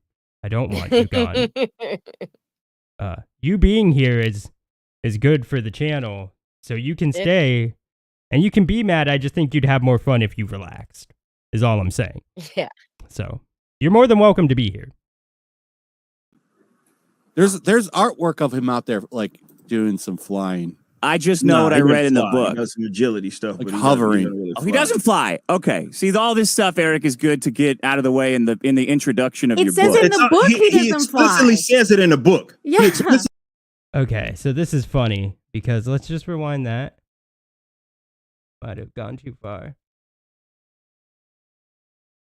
The books that we put out, they might enjoy ever presented to do. Yeah, I mean, that's a euphemism because Hollywood is all Marvel now. Like Hollywood is comic books right now. So saying you're challenging mainstream challenge Hollywood. Like, I don't understand why you're taking issue with something that is like a fun.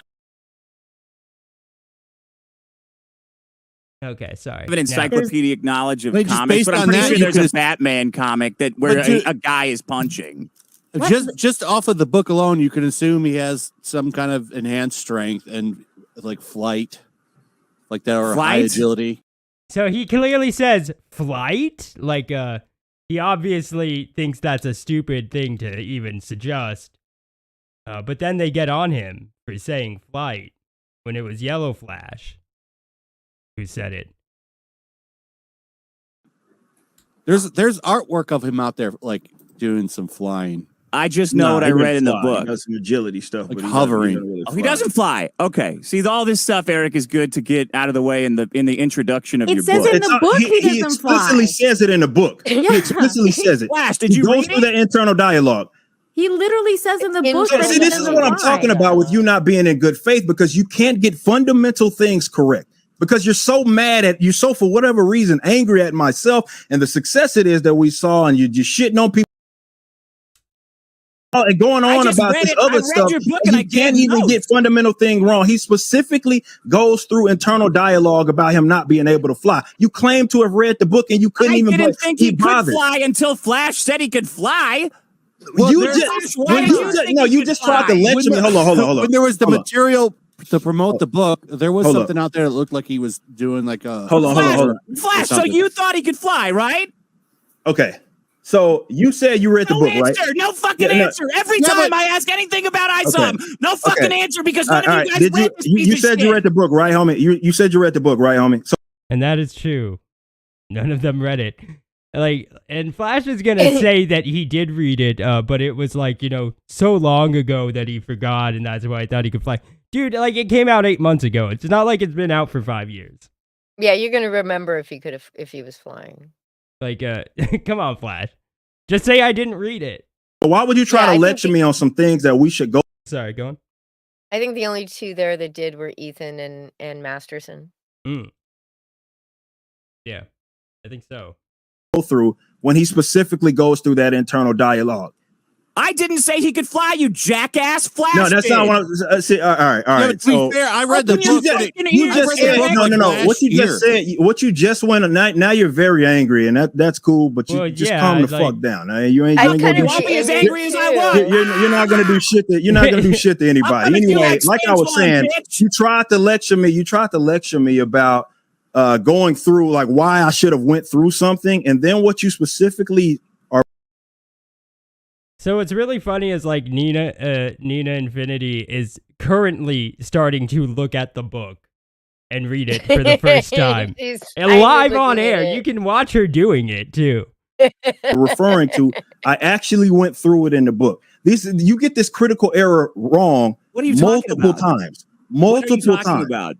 He goes through the internal dialogue of him not being able to fly. You just tried to we need to rewind that. Fly, you stupid fuck. Flash. You just went through. No, Flash you just said he could fly. I said he could fly. You just said this. And that is exactly what happened too. Like what? I imagine when I watched this, I imagined that this was what Eric July goes through when he starts arguing with people on Twitter. That this becomes him behind the scenes. Yeah. Right. Yeah. Like it is. It's just like he said he can fly because Flash said you can assume like he can fly. He can fly. Wow, you didn't even read the book, asshole. Clearly, you didn't even read like a. Yeah, if Dean had resized the window, you could have seen Masterson kind of like shrug his shoulders up a little bit in his face, and make that questioning face. Yeah, it's just. But July just doesn't listen. He just keeps, he just barrels on through. Well, because he kind of needs that to be the argument that Dick Masterson made. He needs that to be the argument because it is like it's very detrimental to Dick Masterson's argument if they can, basically make it look like he thought he could fly. Like it's something that I should have went through. I'm trying to explain. I don't know if we need to rewind it. I don't know if the acoustics is bad. Well, Flash where you're sitting. What I'm saying is You just tried to lecture me about it. I read it when it came out, so it's been a long time. Okay, yeah, totally, bud. You can assume based off like the promotional material that he has like, super strength. Like that makes it totally sound. Like he totally read it. Yeah. Totally. This fucking monologue is aimed at you, Flash. I don't know. I knew he couldn't fly. No, you said he could. You just said that this was something that you tried to lecture me of. This is something that I should have gone through. Did you not just say that? Yeah, because Flash didn't get it. Okay, so if he didn't get it, you can't lecture me about something that I actually went through. If you want to say that that's a failure on Flash's comprehension or something, that's fine. Yeah, but I'm talking about what you just said. Yeah, it was kind of a joke at Flash's expense. Like the overall point is that your story sucked.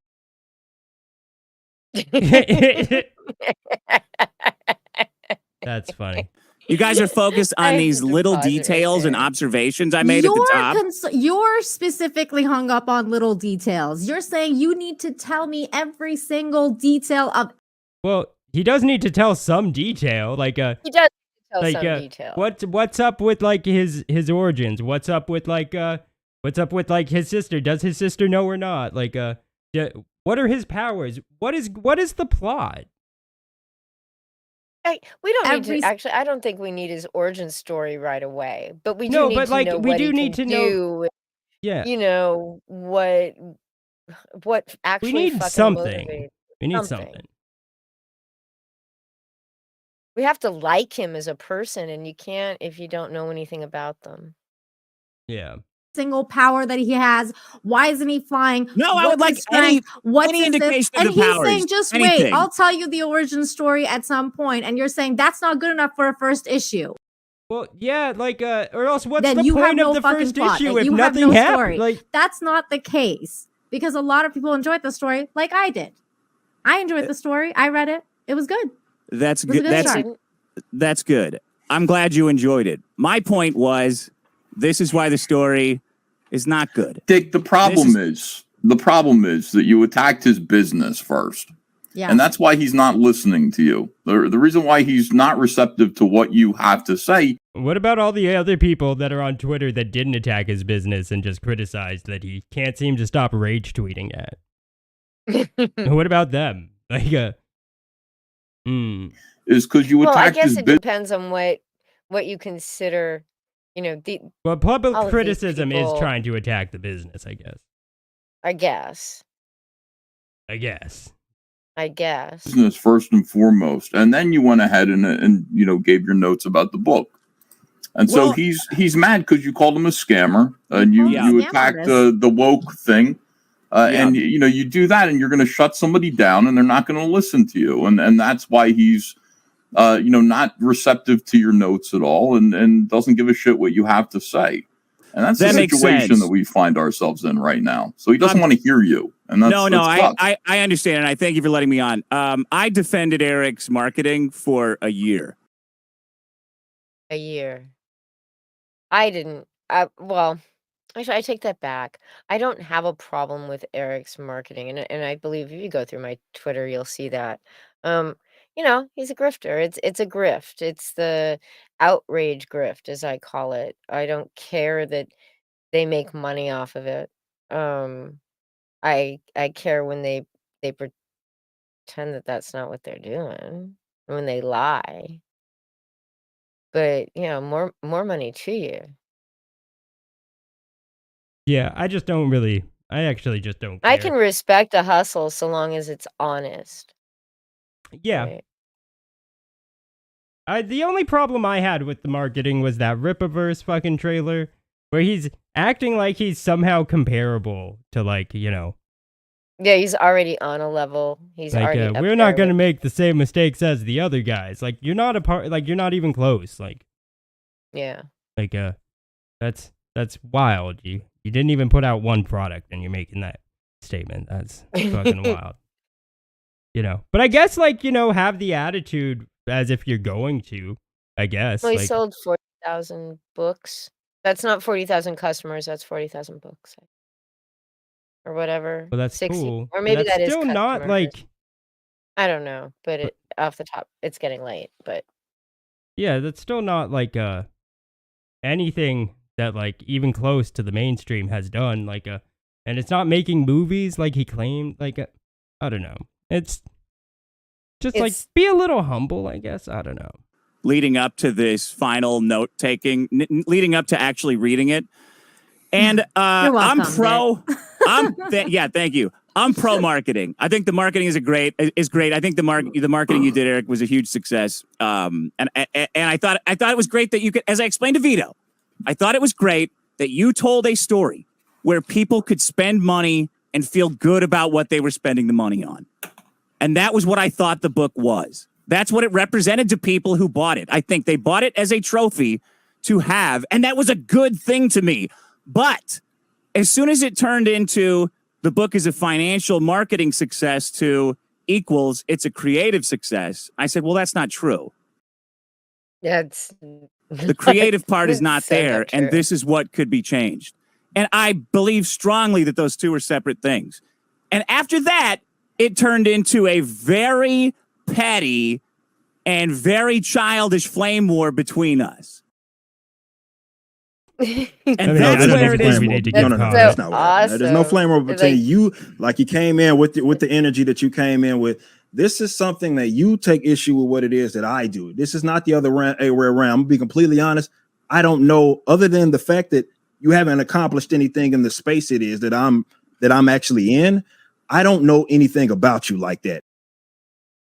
I love it. And quite frankly, I don't care. It's not important. Yeah. You haven't accomplished anything in the realm that I'm in. Well, he's an author, right? You had Mark Brooks saying things about it, commenting about his books with some criticism and about the art. And instead of, taking any of it as criticism, he took it as like an attack on his art. He's like, "Why are you attacking my artist?" My artist. Maybe because I don't know. I don't know, but maybe he had notes and they tried to offer some criticism. Whatever. This one's almost done. Play it till the end. By any means, like I said, it's not like you have some sort of sense of accomplishment that would make your opinion of me like that. You've already, like to Ethan's point, you went off the rip calling me a scammer, right? You basically advocated piracy of my own product. Advocating piracy was he asked somebody to send him a PDF of the book so he could read it. Like that's advocating. Well, that kind of, I mean, he is advocating. I'm pretty sure that's what it was. Like for them to not sell it, but distribute it. Like I could kind of see that point. I will be fair. It's just a very bizarre. Criticism. Maybe just buy the book if you're gonna want to read it. I could see why he might not think, because he had said that he didn't think he could. And I could understand that. And that's true. Because Eric July has always talked about this as the campaign closes, the campaign's closing, the campaign will close. And I know that he has a store, and I know he pumps his store. Later that there will be other issues, other what is that? Not issues, but editions, right? You can't get this edition, which could come off as the first prints you can't get, which is what he was saying, but when can you get the second? Yeah. I could see that. Yeah. You essentially are knocking me, and that's cool. Like I said, that's cool with me that you're knocking me. However, I'm just not going to be listening to you of all people, and that's it. This isn't a feud. This isn't a me against you. I don't know. It's just you went after me. I don't know you like that. I'm not reviewing your stuff. I don't care to review your stuff. I don't know you like that. So it's not a feud by any means. You just took issue with it, and I'm cool with that. You don't like the story. You think the book sucks. Fine with me. We went through your criticism. Consider it a criticism of your criticism. I felt it largely lousy, pathetic. It didn't make a whole lot of sense. It's always a bad idea, and it doesn't look good. I mean, I guess that's a personal opinion, to give criticism on somebody's criticism when you say that you're open to criticism. Like, this does not sound like somebody who's open to criticism. No. He seems, you can actually tell, like, he seems, sort of big mad. He's very big mad. I don't know anything about you like that.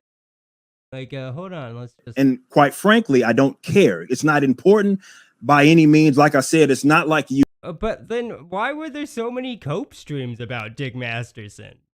Tweets, cope streams, the hour-long cope stream over the criticism. You know, I mean, just, and it's been nonstop. You don't care? You don't care? Okay, bro. Yeah. Have some sort of sense of accomplishment that would make your opinion of me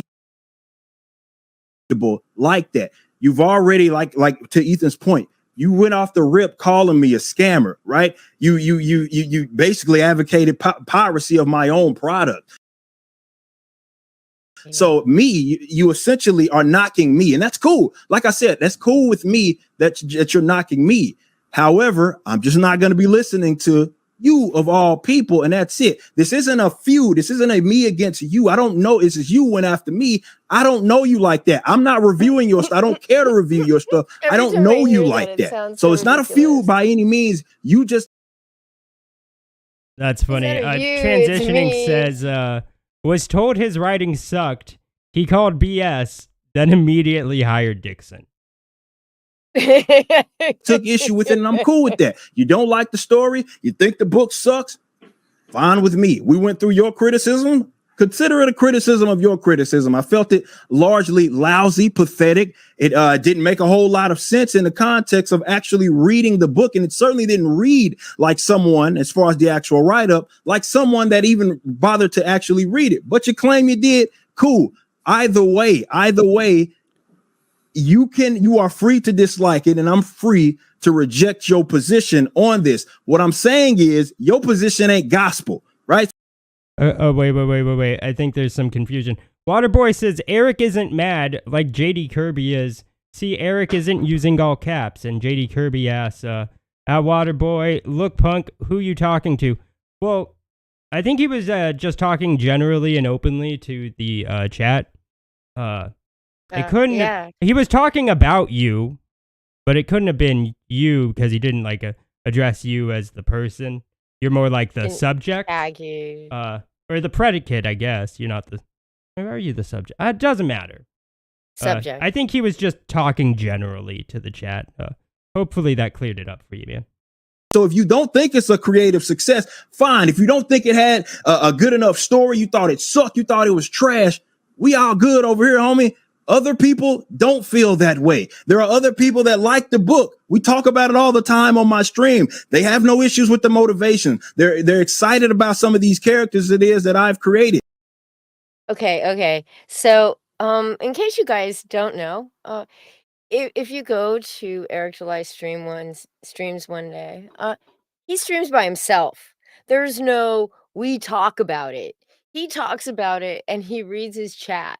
Like, that's not having a conversation and a discussion about the characters and the plot and how the motivation worked and where the arc is going, and that's just parasocial relationships with your pay pigs. That's funny. We talk about it all the time on my streams. With who? Who? With my pay piggies who say something and then I selectively read it out. Your position or your opinion of me is not gospel. You are not the beacon of truth. You are not the person that is all ever knowing. You possess the knowledge to understand, because you, again, being the beacon of truth, you understand that this sucks or it doesn't. That's not how it works. You're just a dude with an opinion, and that's cool with me. It doesn't seem I very look forward cool to with reviewing him. ISOM too. No. Sweet. Sounds good. It does not sound like it's really good with fucking him at all. excited and ready for it. Yeah. He just can't wait. Yeah, let's go ahead and jump in. Of course, it will be, I think, until sometime next year, because he's got 2 books coming out before ISOM 2. Just so you guys know, we're not even close to the end of the show. Yes, so yeah. We have like Her 3 more videos that are all pretty fucking lengthy. Yeah, her Forge is gonna be pissed. Is he? I thought he liked like the long streams. He hates. Yeah, if they're under an hour, is the only ones he likes. Oh, I felt like it was the okay. Anyways, Yeah. but are we doing now July versus?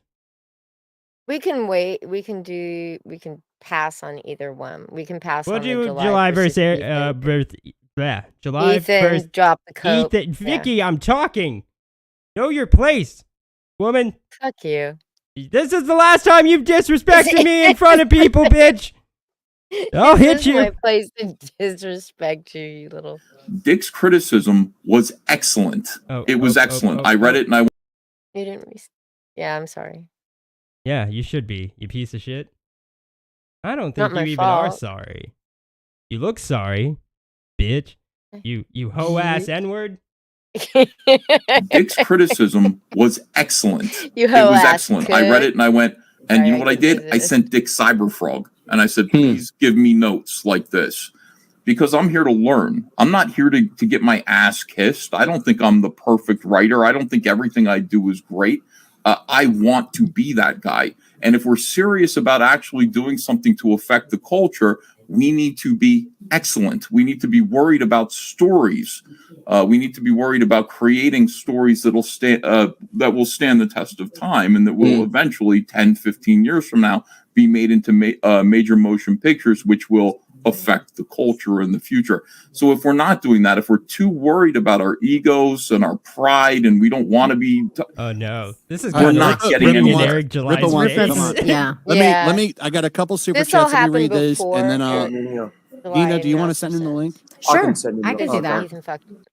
I messed up. But some people just are fucking, the edgelords, right? They try to latch themselves onto everybody's different wagon.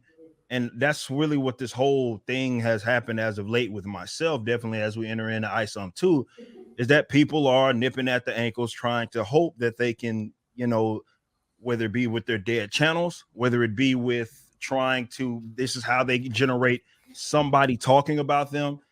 And when you enter into any sort of definitely form of art where that is your sort of mindset, then you're often going to make a lot of like these critical errors where you end up just, saying dumb shit and making enemies out of people that shouldn't even be sort of your That enemy. just And this is why I was some- like, when people would try I to sit say there and that I there's listen some to him, and he rambles so much, right? That I actually lost track of the comment that I had about it. Oh, interesting. going on between myself and someone else. I was like, there's no feud. I don't beef with anybody on the internet. No, he doesn't number beef two- with anybody on No. it. Oh, I remember what it was, because it was just like what Ethan does every time there's a rollout.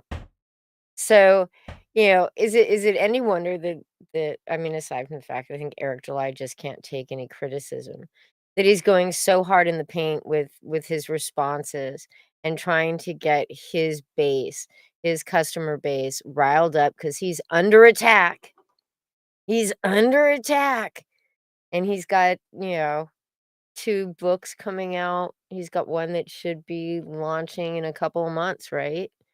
Yeah, It just I've been watching this for so maybe I'm just overly jaded, but it just feels a bit like that as well. Yeah, you are kind of a jaded bitch. I am an old jaded bitch. But yeah, you are old. I didn't even add that part, but that is true. That is true. It is. The only thing that Eric July's under attack from is like the gay thoughts in his head. That's a fact. The more important thing is I didn't start any of this, right? I didn't initiate any conflict.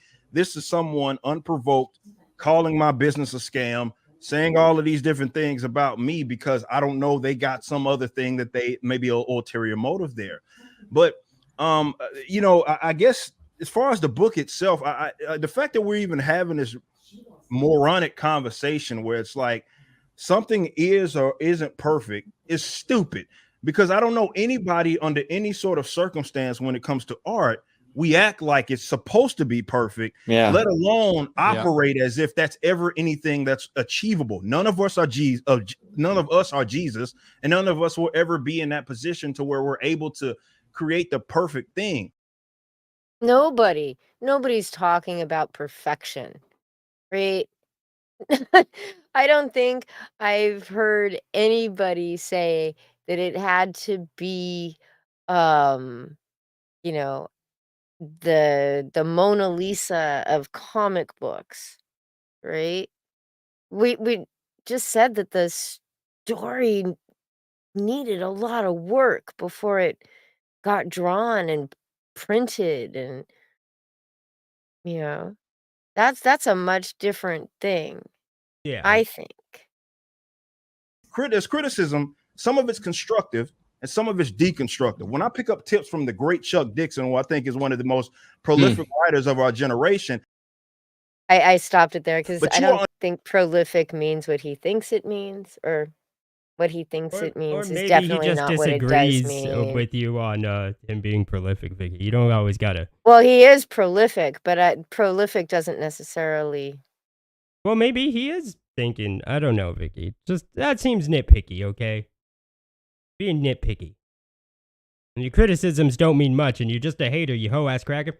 No obligation as a creative to hear someone out that doesn't know what the fuck they are talking about.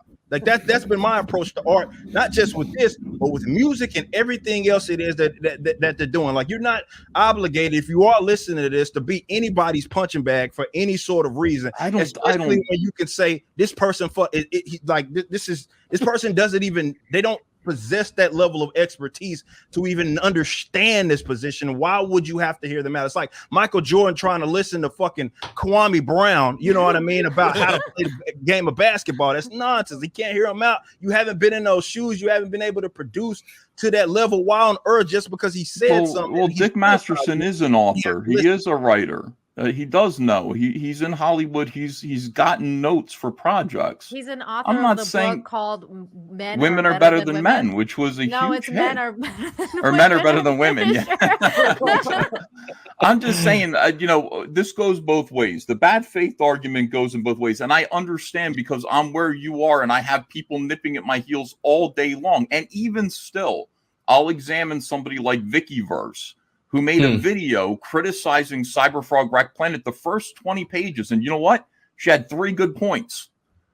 And I'm glad I listened to it, because I fixed it for clarity. I went, fuck it. I hate this girl. She hates me, but she's right these 3 times. And I got to listen. Can be right twice a day. Well, no, that's true. That's true. But see, the thing about it is that, people will either see, bad faith goes both ways. You either have people who love you so much that they don't want to tell you something you don't want to hear, okay? And that is bad faith.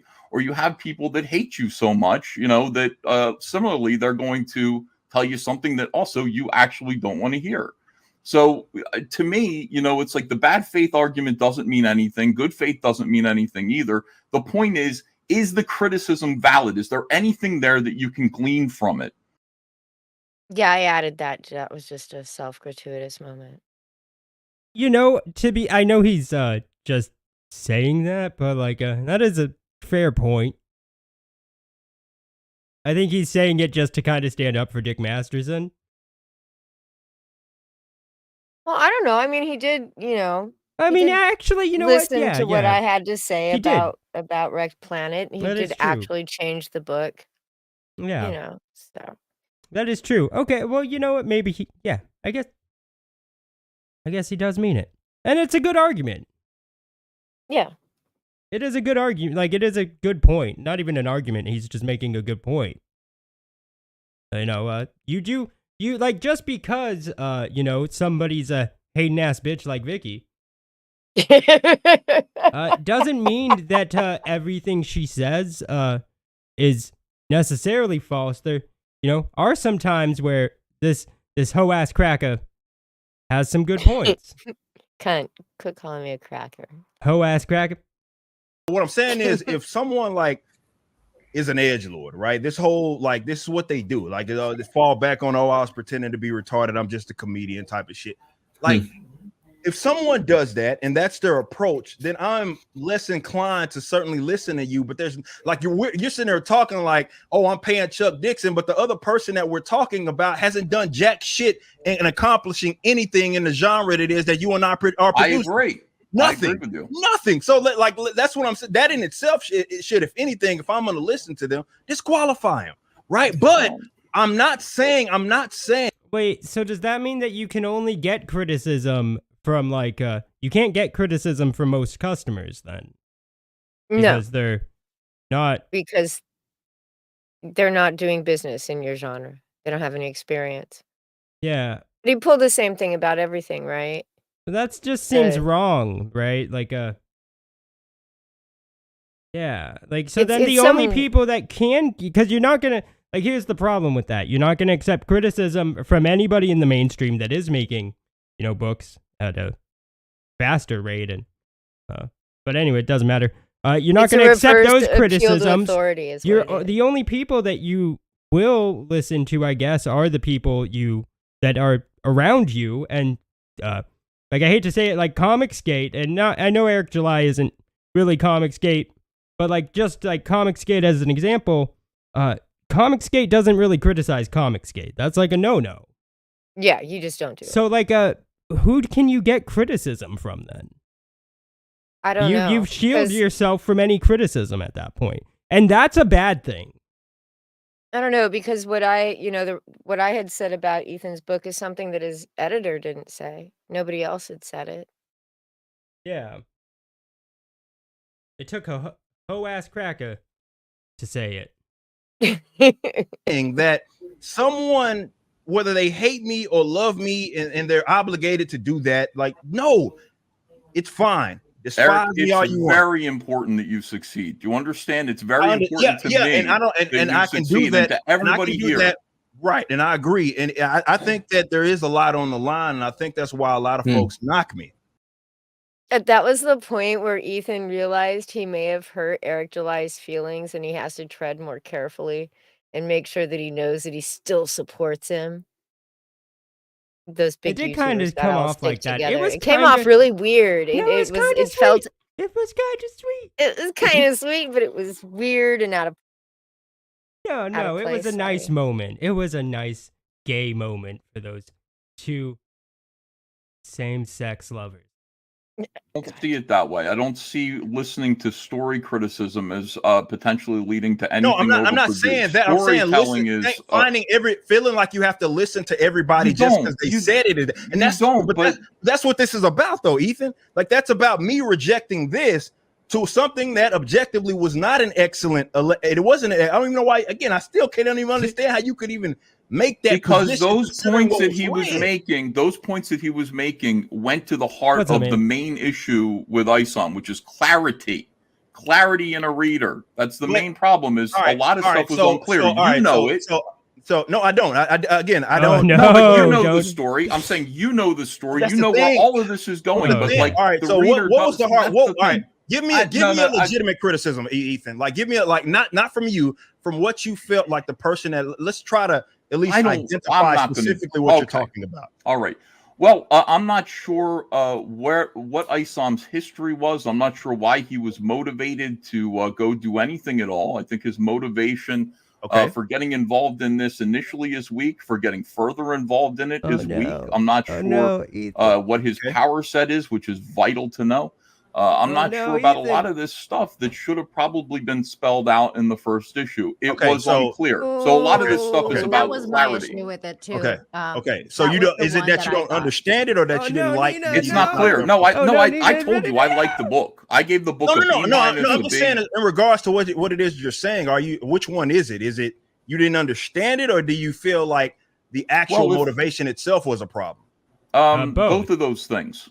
As far as the motivation for which individual for ISOM, why would ISOM? First of all, we don't know. We need to know something about him. We need to know what he was before, why he quit. We need Eric to know these things. I don't feel like, I think you need to know those things. I just don't understand why those have to all be given in the first book. Well, because that's what storytelling is. We need to know. In order we didn't learn a lot about Wolverine, for example, until years after the fact.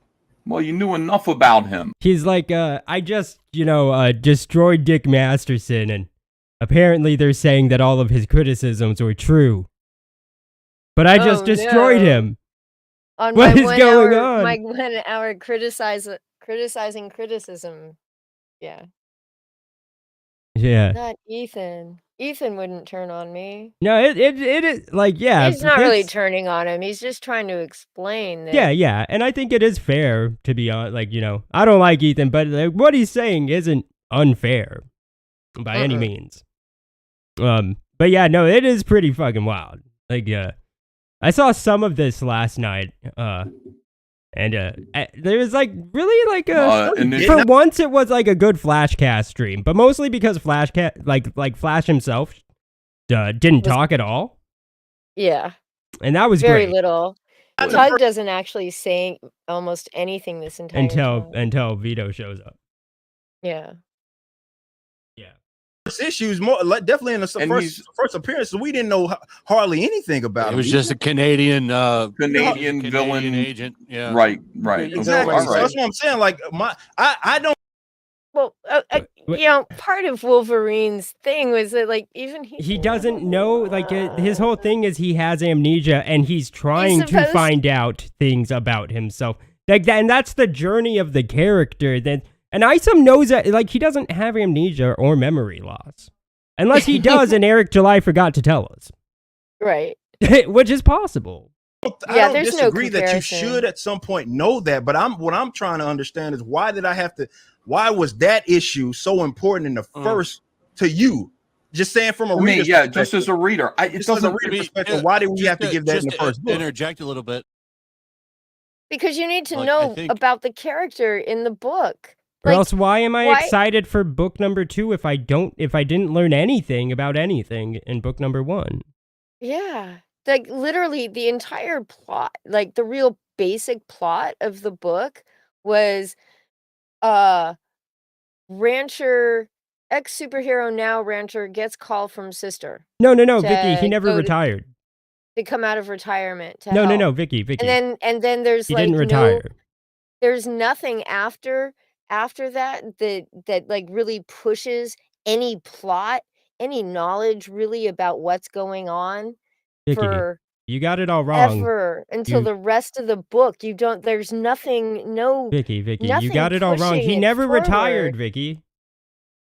Eric July didn't say he retired.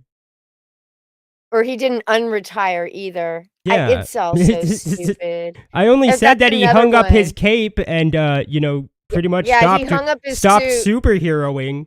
But he didn't. But that was not retirement. It's not retirement, even though. And when he goes back to, when he gets called back to be superheroing, he's not coming out of retirement. That's just the. Yeah. Vicky is wrong. She's dumb. She doesn't know what she's talking about. A mystery is, if it's done right, I think mystery on a character is good. Like, for example, like with Wolverine, when they revealed all of his origin, like that should have never been done. James, but that made it worse. It made it worse. Well, the same with the Joker, but the thing is, Wolverine is a man of mystery. Isom is not a man of mystery.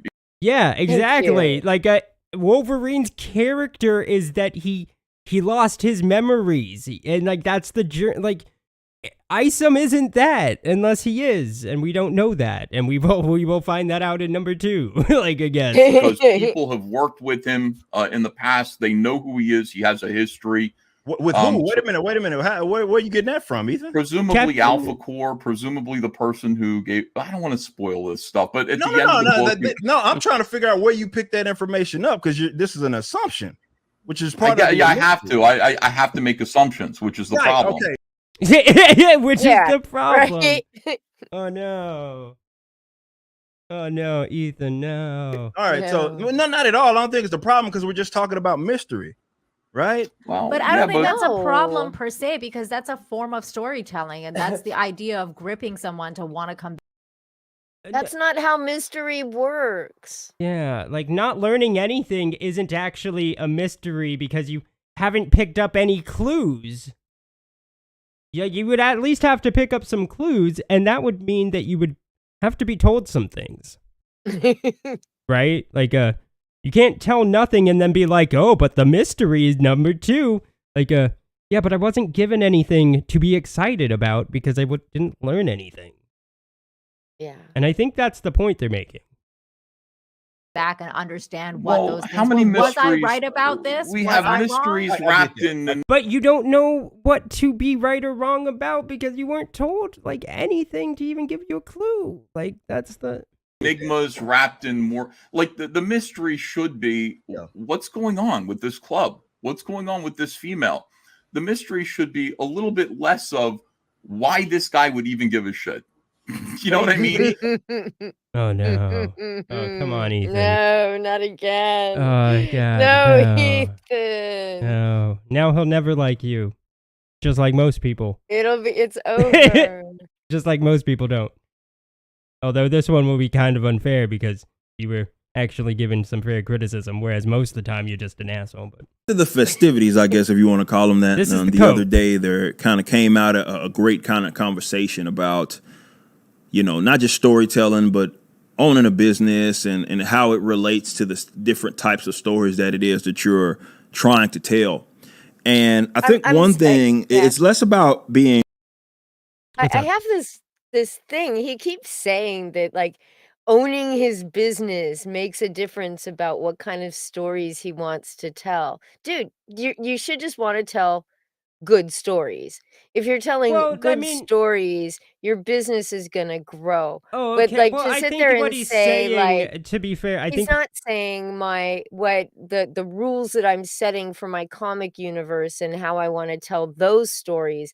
He just talks about, like, somehow there's this weird metaphysical connection between you know, his company and Rippaverse, and that's not it's all unfair. about Like, the. I think that's not I took so it as, weird. even if I don't, you know, I don't know. I took it as like it shapes the kinds of stories, like not that like you get what I mean, like it No, gives he him has like a his- different perspective, even though clearly he needs some guidance. Right. Well, it's all, it goes back to the whole, like, not rebooting, which isn't true, and then just means you're not going to have an issue number 1, and all those weird little rules that he set up for, when he introduced the Rippaverse. That's what he's referring to, like it's a business plan and not just some sort of statement. My brain's starting to shut down a little bit. Anyway. Yeah.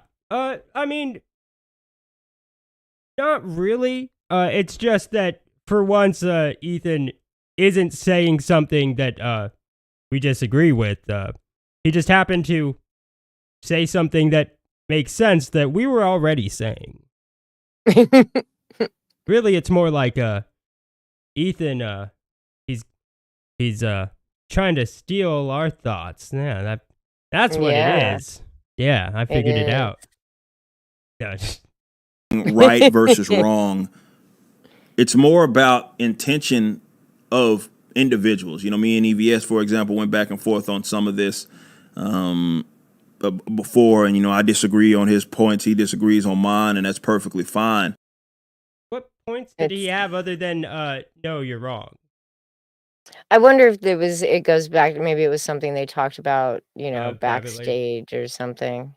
Yeah, maybe.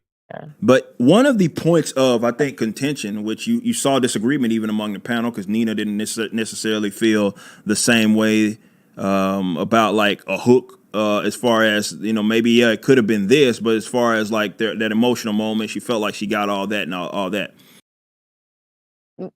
But yeah, I think Ethan had a come to Vicky moment. That's gross. Ethan had. That is gross. You take that back. Grossed me the fuck out. Yeah, he had a come to Vicky moment. Bro. Come on, Waterboy. You're better than that. some things that are being levied No, he's at not. at from more of a peer standpoint, and even maybe as in a creative standpoint, that doesn't necessarily. You know, that's a fair point. Twitter is cancer says EBS saying someone else's comic book isn't clear. Casualties, my sides. That's fair. That's fair. Apply to the Rippaverse and what our intentions are, and I figured we just talk about exactly what it is that we're trying to do as a company. And I'll preface it by saying this: ISOM was a calculated move. ISOM, the character, even from his design, was a very calculated move because there were two things that it had to do. It was not just about launching the character itself and trying to give a person somebody that people could get invested in, but also the company had to. Neo Valentine says, at least he didn't say in. That would have been. You're right. Yeah. Be launched as well. Vicky is very uncomfortable with that thought. That was Vicky's funny. so grossed out. As the universe. So, we started to talk about like story beat and all that. And, one point of contention was, for example, with the story, like Ethan goes on and he says, what if need to be more of a hook? What if like the niece died or somebody died? I don't remember if it was a niece or a sister or something. And then he goes on, points out his own story. And I think that's where I got it. Like, oh, well, he's coming from his own perspective. And he was thinking of more so his own story. He talked about, I think Rick Planet was what he bought on. And it's like, you're telling a story from a post-apocalyptic sort of world. And that makes sense for you. But for what we're trying. When you're trying to find reasons as to why, like, the criticisms that were, given to you, aren't valid, like you're searching for those reasons, like it does kind of seem like you just don't like criticism, bro. I'm sorry, but a good story is a good story. It doesn't matter. And Ethan doesn't have that, to be fair. Ethan wasn't necessarily saying you had to kill this character. I mean, July just takes it in the most literal way possible. He was just saying you needed something more dramatic of a hook, right? To some reason why Avery's actually doing this that makes sense. Yeah, motivation. And he's just like, he's just doing. Is what he's doing a different kind of book. So obviously that must be why he's saying this about mine. No, because he just needs motivation, bro. That was the criticism. Maybe I feel like people are just like explaining things just way too complicated, and like they're just using too many words. And I don't mean that in an insulting way. They're just not being straight to the point. Like a lot of people need people to be straight to the point. I do too sometimes, like at work. I mean, say your character needed motivation. Yeah, but there's thousands of years behind the psychology of storytelling. Okay, but he's not like an expert. But he thinks that he can just buck I'm just saying, like, be very direct. I don't know. The character lacked motivation.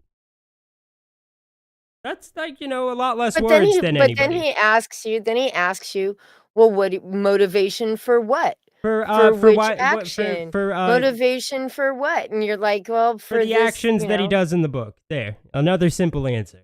I don't know. Obviously, it's not that simple. The guy just doesn't like criticism. I'm just trying to be nice about it. Yeah. Trying to do at the Rippaverse and Rippaverse Publishing as a company and as a universe, that's not what we're trying to do.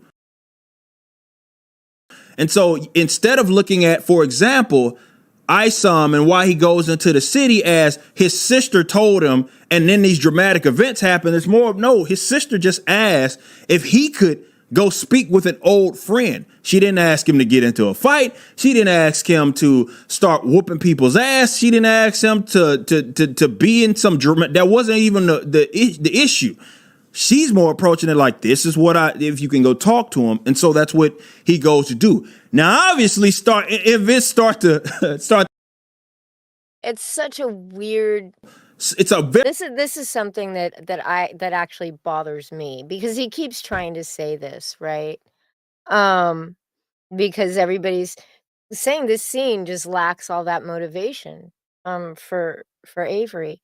But his sister, he says his sister just asking him to do this. Okay, so she knows what kind of person he is, right? She knows how he's going to react to certain situations. I would assume it's his sister. She there's no indication in the book that she didn't know he's some sort of superhero. Yeah, but he didn't Um, explicitly say that she does know. Oh, I don't. There's no. The book does not, in any way, shape, or form, No, make you think that it's a but he secret. doesn't give any, And then, he doesn't write specifically, Vicky. You know this right, argument so already, because he said it to you, you hoe-ass cracker. He didn't specifically write that she does but it know, so wasn't. therefore, she I know. doesn't know, you fucking idiot. I flat out asked him on Twitter, and he refused to answer. So, Yeah, no, I'm just... and so she knows that Darren and he used to be friends, right? Darren's now some bad guy, some major criminal. She knows that Avery was this superhero. I mean, we're all assuming at least he was a superhero and not just some super powered bad guy, which I guess is also possible. But she knows, I mean, we'd have to guess because she knows her brother that he had a falling out with this guy, Darren. What did she think was going to happen when she sends Avery to go see him? Like, shit was bound to go to hell in a handbasket, and she's supposed to be smart. Yeah, but she's like, all right, I'm not even gonna say it. Yeah, that's all I wanted to say about that. I was gonna say, yeah, but she's like, woman smart, which is different than man smart, you know. Thanks, Steve. Gotcha. Yeah, I didn't think about that. You Yeah, look fuck dumb, you, hoe ass cracker. shit. Very grounded experience because, well, that's the point. So I'm doing it with that kind of person in mind, as opposed to dramatic fashion where somebody's dying right off the rip and there has to be all. I think that makes sense in a certain setting, but I need to get you invested in my characters first. Definitely with these first issues, I need to get you invested in my characters, but more importantly, I need to get you invested in the world. Hi, Lorenzo. No, you need to get them invested in the characters, and then they will care about the world. Like, Yeah. they really shouldn't even, you know what? Fuck that shit. They shouldn't give a crap about the goddamn world. They should enjoy the universe that you create, but they shouldn't love the universe you create. They should be loving the characters that you're writing. Well, I mean, they can love whatever. I don't give a shit. You know, but it just seems sort of backwards. Like, it Yeah, the should universe doesn't be come first. Like, obviously, you got to deal with the character you have to deal with development, the characters and developing the and that builds characters and their the world. I stories, think. I and don't know. that builds that's exactly what builds your universe is your characters. Yeah, but then again, I don't know, Vicky. You've never created shit. You're not in the same space. I'm not in the same space. Yeah. Yeah. Yeah, exactly. Oh, ass cracker. Those events happen right after each other. Not months. Like the next week, we were talking about Absolute Carnage in the Marvel Universe. So that's because they become reliant upon it. Everything's already been interplanetary. It's the world's gonna end. It's broken. That's why the DC's had 50 million crisis. I don't want to make that mistake. Well, I don't want to feel like I'm relying on where only way I can get you interested in a character if I make it to where the fucking world's gonna either end for that character or end for the entire universe. I don't ever want to run into that problem. Well, stakes have to continue to be raised, or else things are uninteresting. Right. And it's not that you're in, that you're tuning in for the there is a bit of that tuning in for the peril, but mostly you're tuning in to see what happens to the character in peril. Yeah. Because you want to see what they do. Yeah, exactly. And you care what happens to them. You don't want them to die. Yeah. Yeah, that's true. You don't want their world to blow up because you want them to be able to continue on. Yeah, but like there is like I get what he's saying in that like like take like the movies, the Marvel movies, for example, like after Thanos, like really what type of threat is, like, yeah, there's other threats, totally, but like, the universe was like half the universe was snapped out of existence. Like there's not really much that can top those like heights, or like at least right. And so like I get what he's saying, but that's kind of like why you gotta that's why they create more stories, why you get more universes reboots and more universes, because eventually the stories have to, there's only so far you can go. Yeah. And then they complain, because you've got another multiverse. But I get what he's saying as far as like you kind of need to pace it, but like he's not doing, I don't know. But he's put out one book. Yeah, it's a weird thing to worry about when you have one character out. That's something you worry, you're gonna you don't even have to contemplate. Yeah, you gotta walk before you run, Eric. Walk before you run, bro. Anyways. Problem. So that means that I have a lot of foundational stuff to do. There shouldn't be a lot. I mean, well, like you have to have some foundation. Not, hey, the world's on the line and somebody's dead and somebody's, everything's just high stakes all the time. And that high stakes means that your world is basically breaking, I guess. Well, yeah, but just different perspective there. And I'm okay with people having that. Like I said, if the Rippaverse is, because there's some readers like that. It's the review thing with like video games I talk about, where you get people that actually, which I don't understand because I'm not that type of gamer, will get upset that a game requires, in order to do everything in it, requires an extensive amount of hours. And then you get people that actually don't like that. And you know why? Because definitely for story-based games that are heavy on the story, they want to be able to beat it and go to the next thing. And I get that.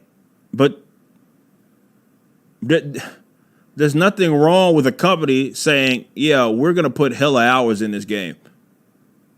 And yeah, people that are most likely going to be into it are going to be playing it for months. There's nothing wrong with that. Sure. But what does that have to do? It's such a weird comparison with books, right? It's a book. You know what? Nothing wrong with that at all. When somebody all finishes right. We have book, Chef. I'll be devil's advocate. What he's saying is right. There is nothing wrong with that. What does that have to do with what we're talking about? Yeah. Like, it just becomes it was a bad comparison. Thomas, good to see you, man. Glad you made it. He said, if he thought about writing the comic as much as he thinks about damage controlling for criticism, maybe the comic would have been more interesting. I mean, if he tried writing the comic as much as getting an editor to thinking about it, there's that. Yeah. Blue Samurai Zero says, just catching the beginning of the stream, EBS is talking like this all started with the trans book kicked off of Kickstarter that initially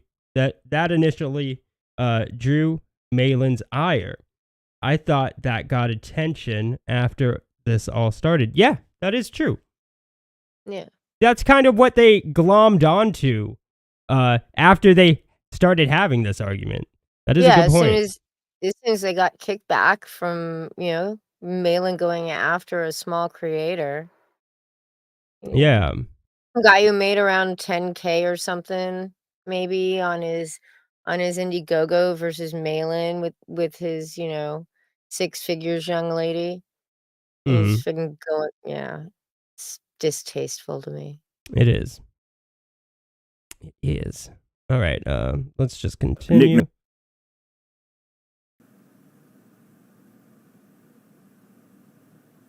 But I think a part of that's the review culture, and part of that is I want to move on, consume product, move to the next thing. And that's not the kind of customer, I guess, base that I'm hoping to build. I'm hoping to build people that really rock with they are invested in the universe. And if you're actually invested in the universe, you're invested in those characters. Yes. And I have to. No, it's the other way around. I have to. But like, it's you got to learn about invested them. into the universe. You have to be invested into the character first. Like that. Yes. Yeah, I thought that's what he just said. Did I mishear him? I mean, I agree. Like, he always puts the universe ahead of the characters. Yeah. No, I get what you're saying. I think he just accidentally like owned himself. Like, he was like, yeah, like, to be interested in the universe, you have to be interested in the character. So I got to make the universe. Yeah. Yeah. Right. I don't know. But it's issue number 1. Yes, it's only issue number 1, dude. You have so much time to build. And there's also another part about that I forgot to mention. About that is like another good part of that, and I guess to kind of echo the previous sentiments is like another point of contention. And this isn't like, this is less about EVS's point versus mine. It was more of, like I said, that we just disagreed in approach, and that's fine. But like, it was like the clarity aspect. It's like, it's certain things that as a reader you need to understand, and there's other things that I think should be left to mystery. And also, in not holding your hand, that was actually a big part. If you remember the Rippaverse, what was it called? The Welcome to the Rippaverse, the first trailer, and I talked about, I'm the creator, but I'm not here to hold your hand. That's part of the fun of comics. That was the joy of being able to figure it out. You found something in a panel. You found something in it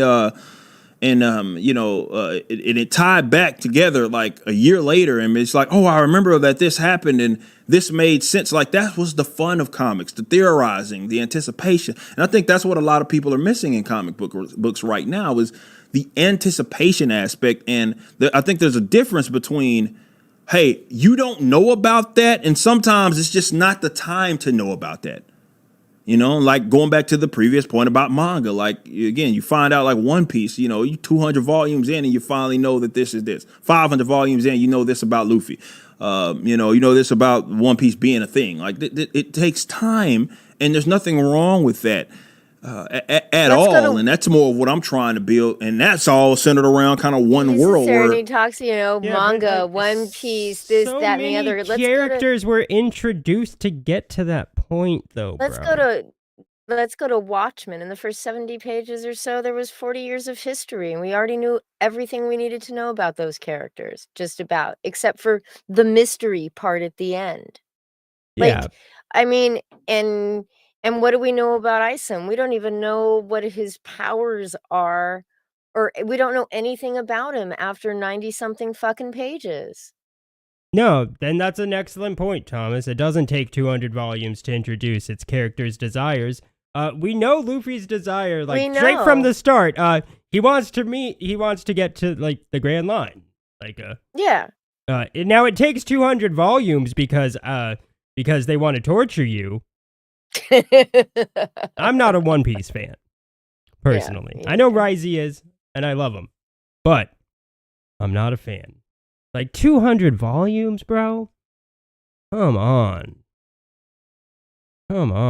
So is the Rippaverse, but I'm also, more characters are getting their own book. It's not like the Rippaverse comic. It's Isom comic. We got Alpha Core on the way. We got Yaira on the way. We got more stuff after that. So, building a world that people want to get invested in is, I guess there's not one way to do it. But I think the way that we're kind of seeing it is I have to give the audience something that they want.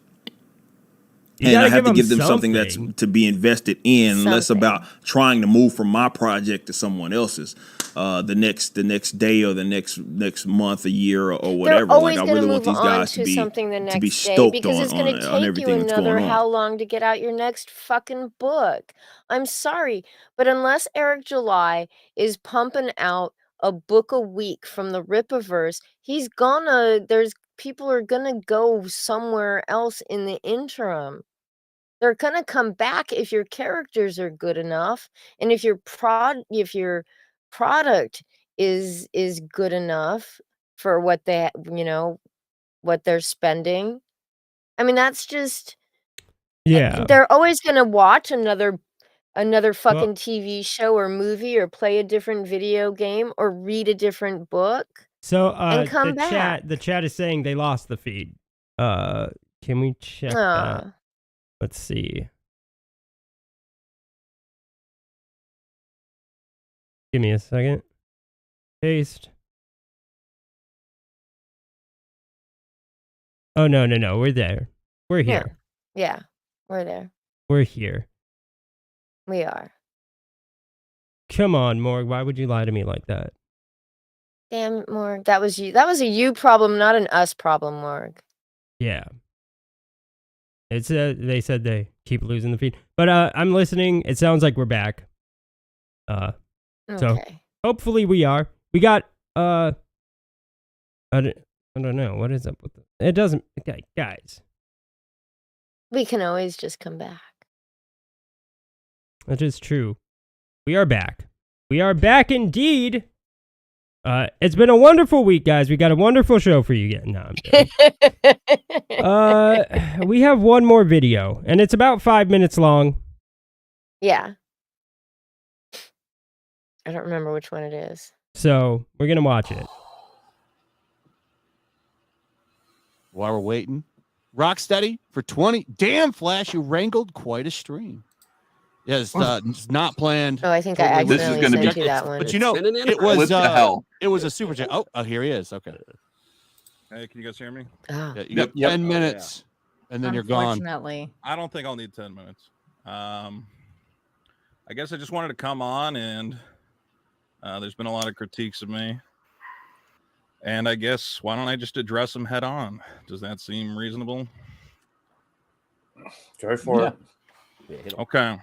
So, I think a thing a lot of people are saying, and I don't want to talk about this either. Again, this, Nina, we You talk about it a lot, Vito.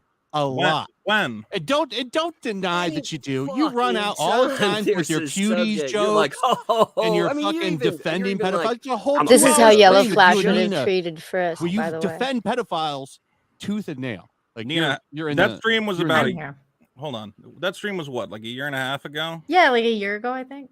But you say that this isn't behavior Yeah, that you he is normally officially do, but there's CG. a lot of evidence out. I could pull out. I don't have this on me, but I'm sure I could go to Yeah, he was archive on a and Malin find a stream. lot of tweets that have been CG archived. I'm sure presents stream. that Well, you've said.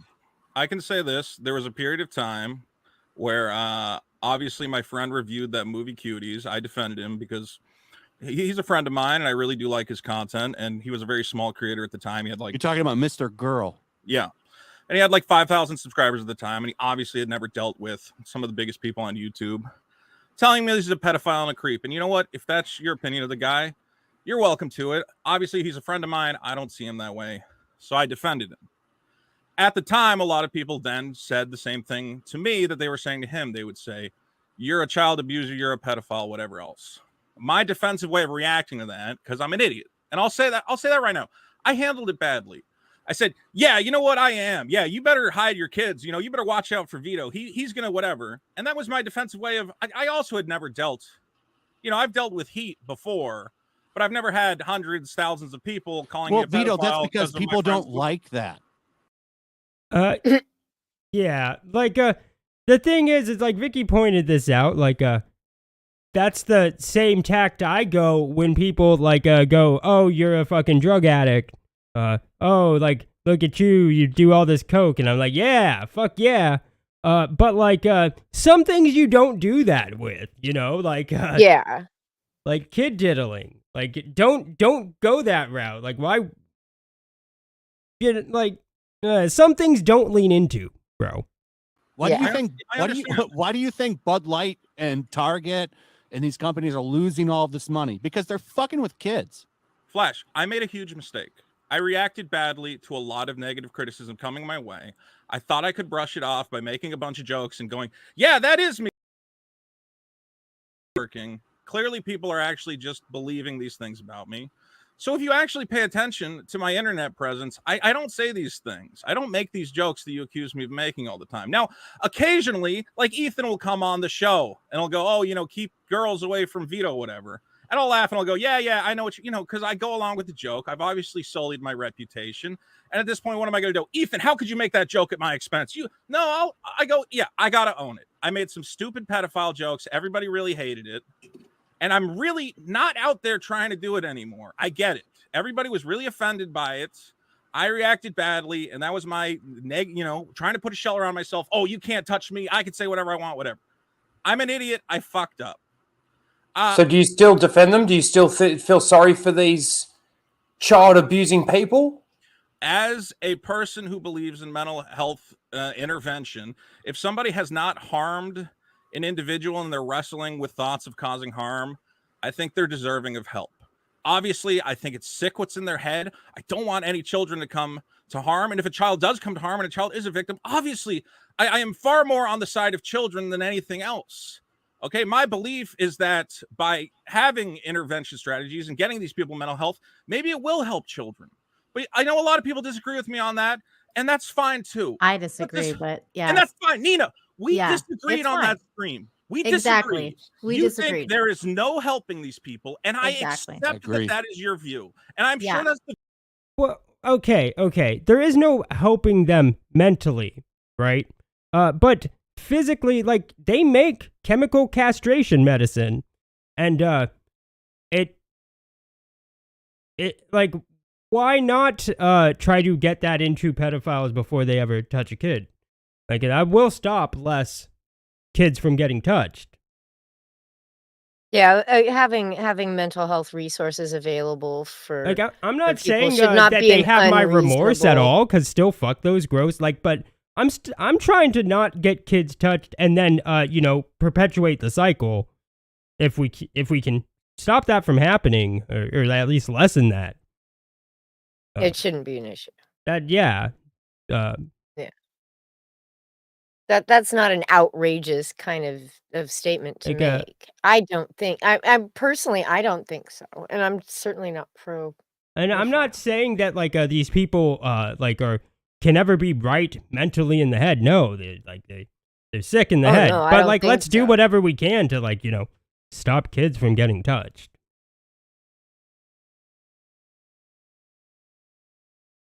It shouldn't be controversial. View of everyone here. Me, I was raised a bleeding heart pussy liberal, and I want to save everybody. And maybe that's something fucked in my head, and all us liberals are dumbasses, okay? It's just the worldview I grew up Canada's quite with. liberal, and their solution is medical-assisted suicide for people with mental illness and homeless people. Vito. I had agree with the homeless cut out. There was a whole Spurgathon earlier in this stream about Vito. Eric July had even left for a while. It was when Dick Masterson was on, and I just cut out that whole Spurgathon. It was just people yelling and screaming over each other about Vito, which is probably part of the reason why he showed up. I thought that was actually kind of ballsy. I don't know. Vito likes attention. He'll show but up he does. anyway. He is a bit of He's an attention whore. And that's why he never even got a threat on Kiwi Farms. Was because Noah was like, that's literally what he wants. I'm not going to give him the attention. Yeah. And I kind of agree. Like, don't give the fat fuck attention. Fine. And here we are. Again, I want you to but this is why. This is actually why. By the way, the medical assisted suicide is a fact. I'm just saying.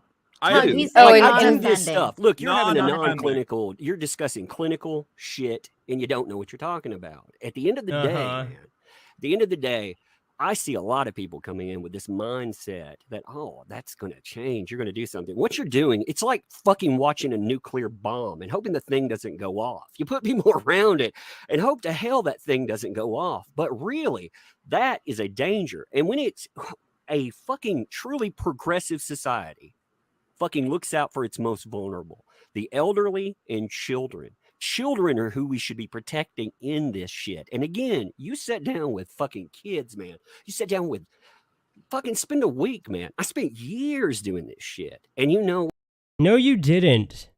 No, you fucking didn't. No, you didn't. Matthew You fucking didn't. This is like the big lie of Tug is that he's that he's a he actually said that at some point that he was a mental health diagnostician. Yeah, And he's claimed to be a doctor. He's claimed to be a psychologist, a psychiatrist, like mental bro, health nurse, you are now getting into very dangerous fucking territory. Like it's illegal to represent yourself as a doctor when you're not. Now you're trying to like on like a very large platform give your professional opinion about a very touchy subject. Like, bro, dude, stop. Or don't.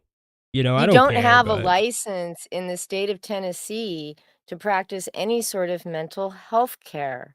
This is not, I mean, to practice anywhere ever.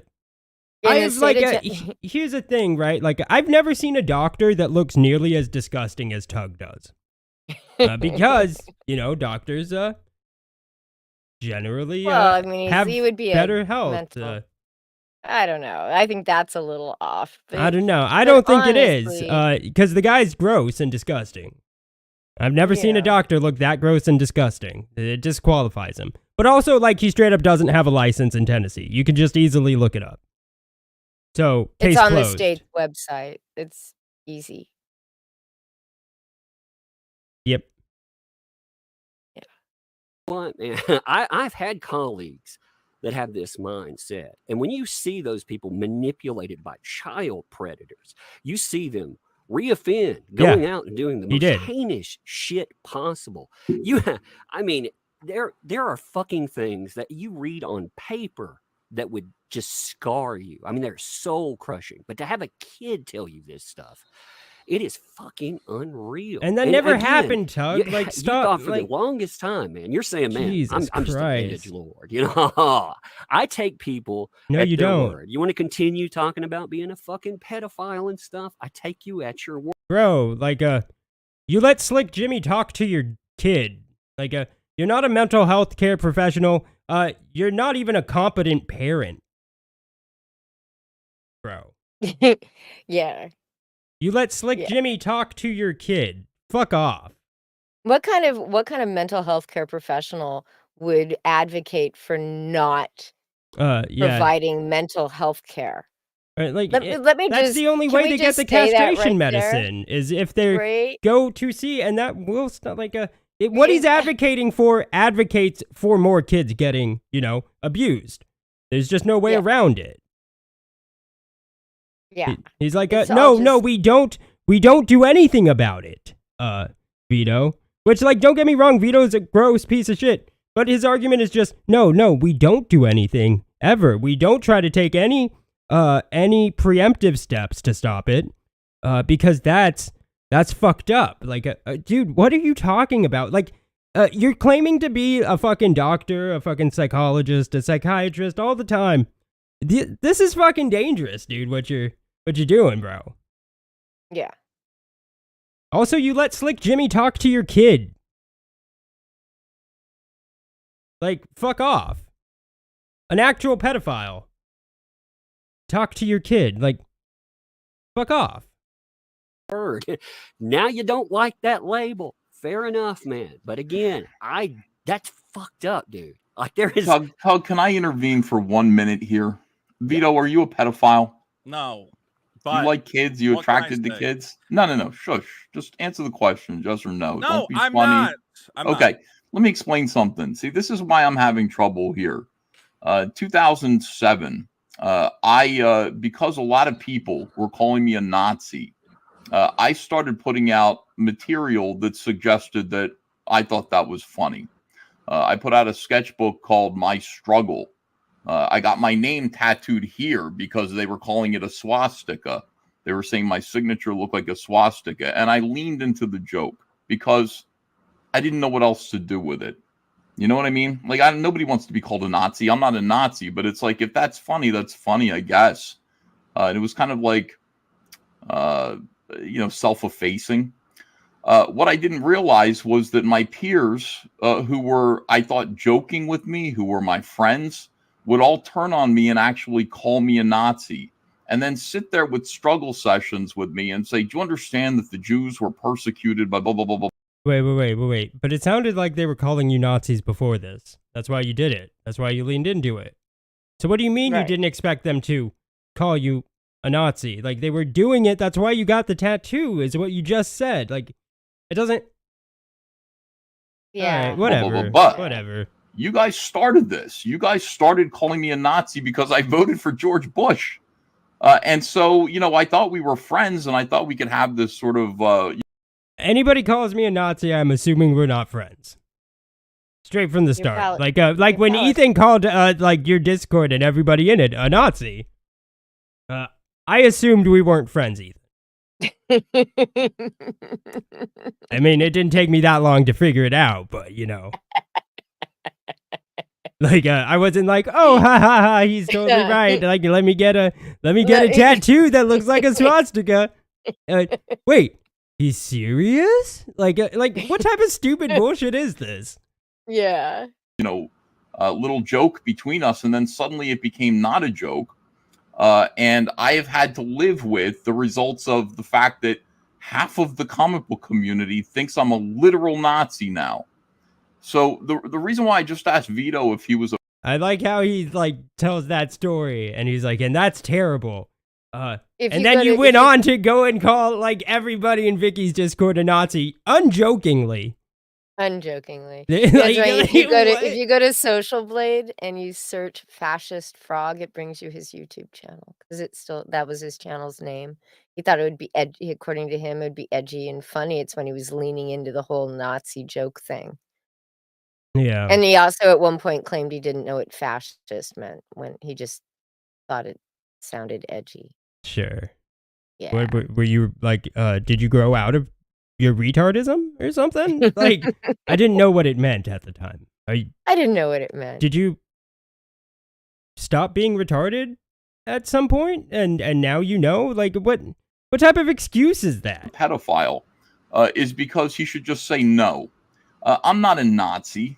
You know what I mean? But see, that's the situation. I don't respect people who go around and just make up convenient lies to apply hatred for people. They say the worst possible thing about people. Vito, if I were you, I would never ever like Sheila Aliens. Just like Sheila. Piece of shit. Applause. Ever in any way talk about this ever again. Never, think, well, how can we help? Who cares? It's not your place. You don't need to worry about it. The question is, do you sympathize with them? Are you one? And the answer is no. And that's it. And just move on. I like how he really had to step in there for Vito. He's like, let me just explain everything that you think now. Okay? And he did that all, and he's like, okay, and that's what you think. Okay, everybody? That's what he thinks. Jeez, dude. Well, hold on a second. I have another. Based on that, I have another question that I've been very curious about. So, your criticism of people that go hard against cuties is that you're a free speech advocate. Now, I don't believe that you are, because you've tried to cancel people multiple times. You especially tried to do it in erotic when he had Alex Jones on his channel, and then the whole Vito, when I'll just tell you guys instead of having to listen to them. Vito had tweeted at YouTube when Alex Jones was on Friday Night Tights. And I remember they all made this big, huge fucking deal about Vito reporting the channel to YouTube.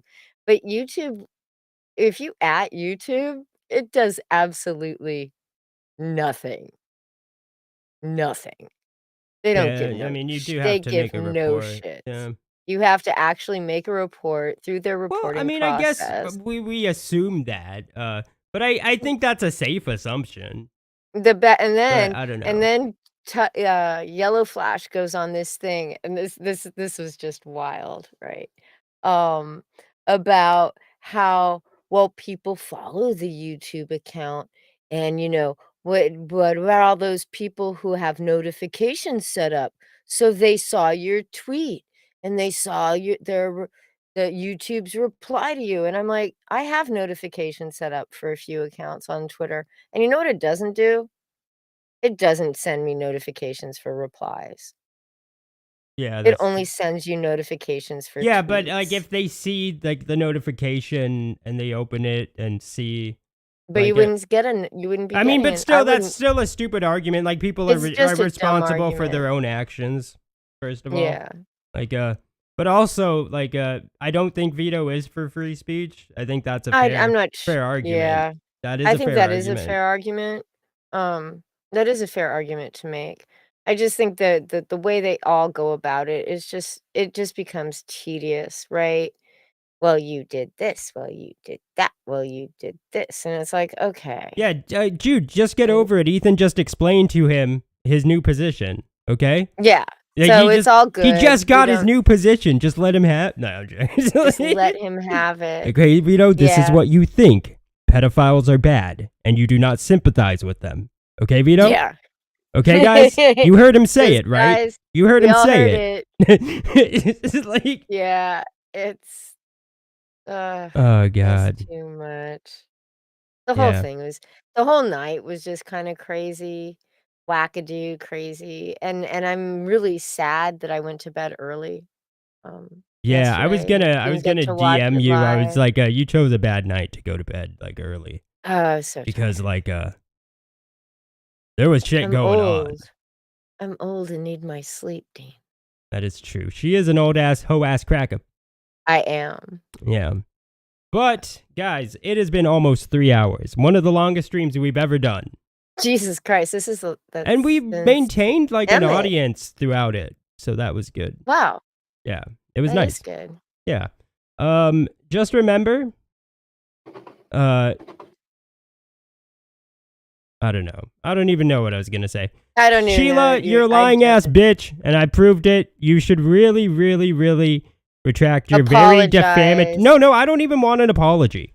She could say I misremembered my age. I don't care what the excuse is, but she should really, really retract her very defamatory statements.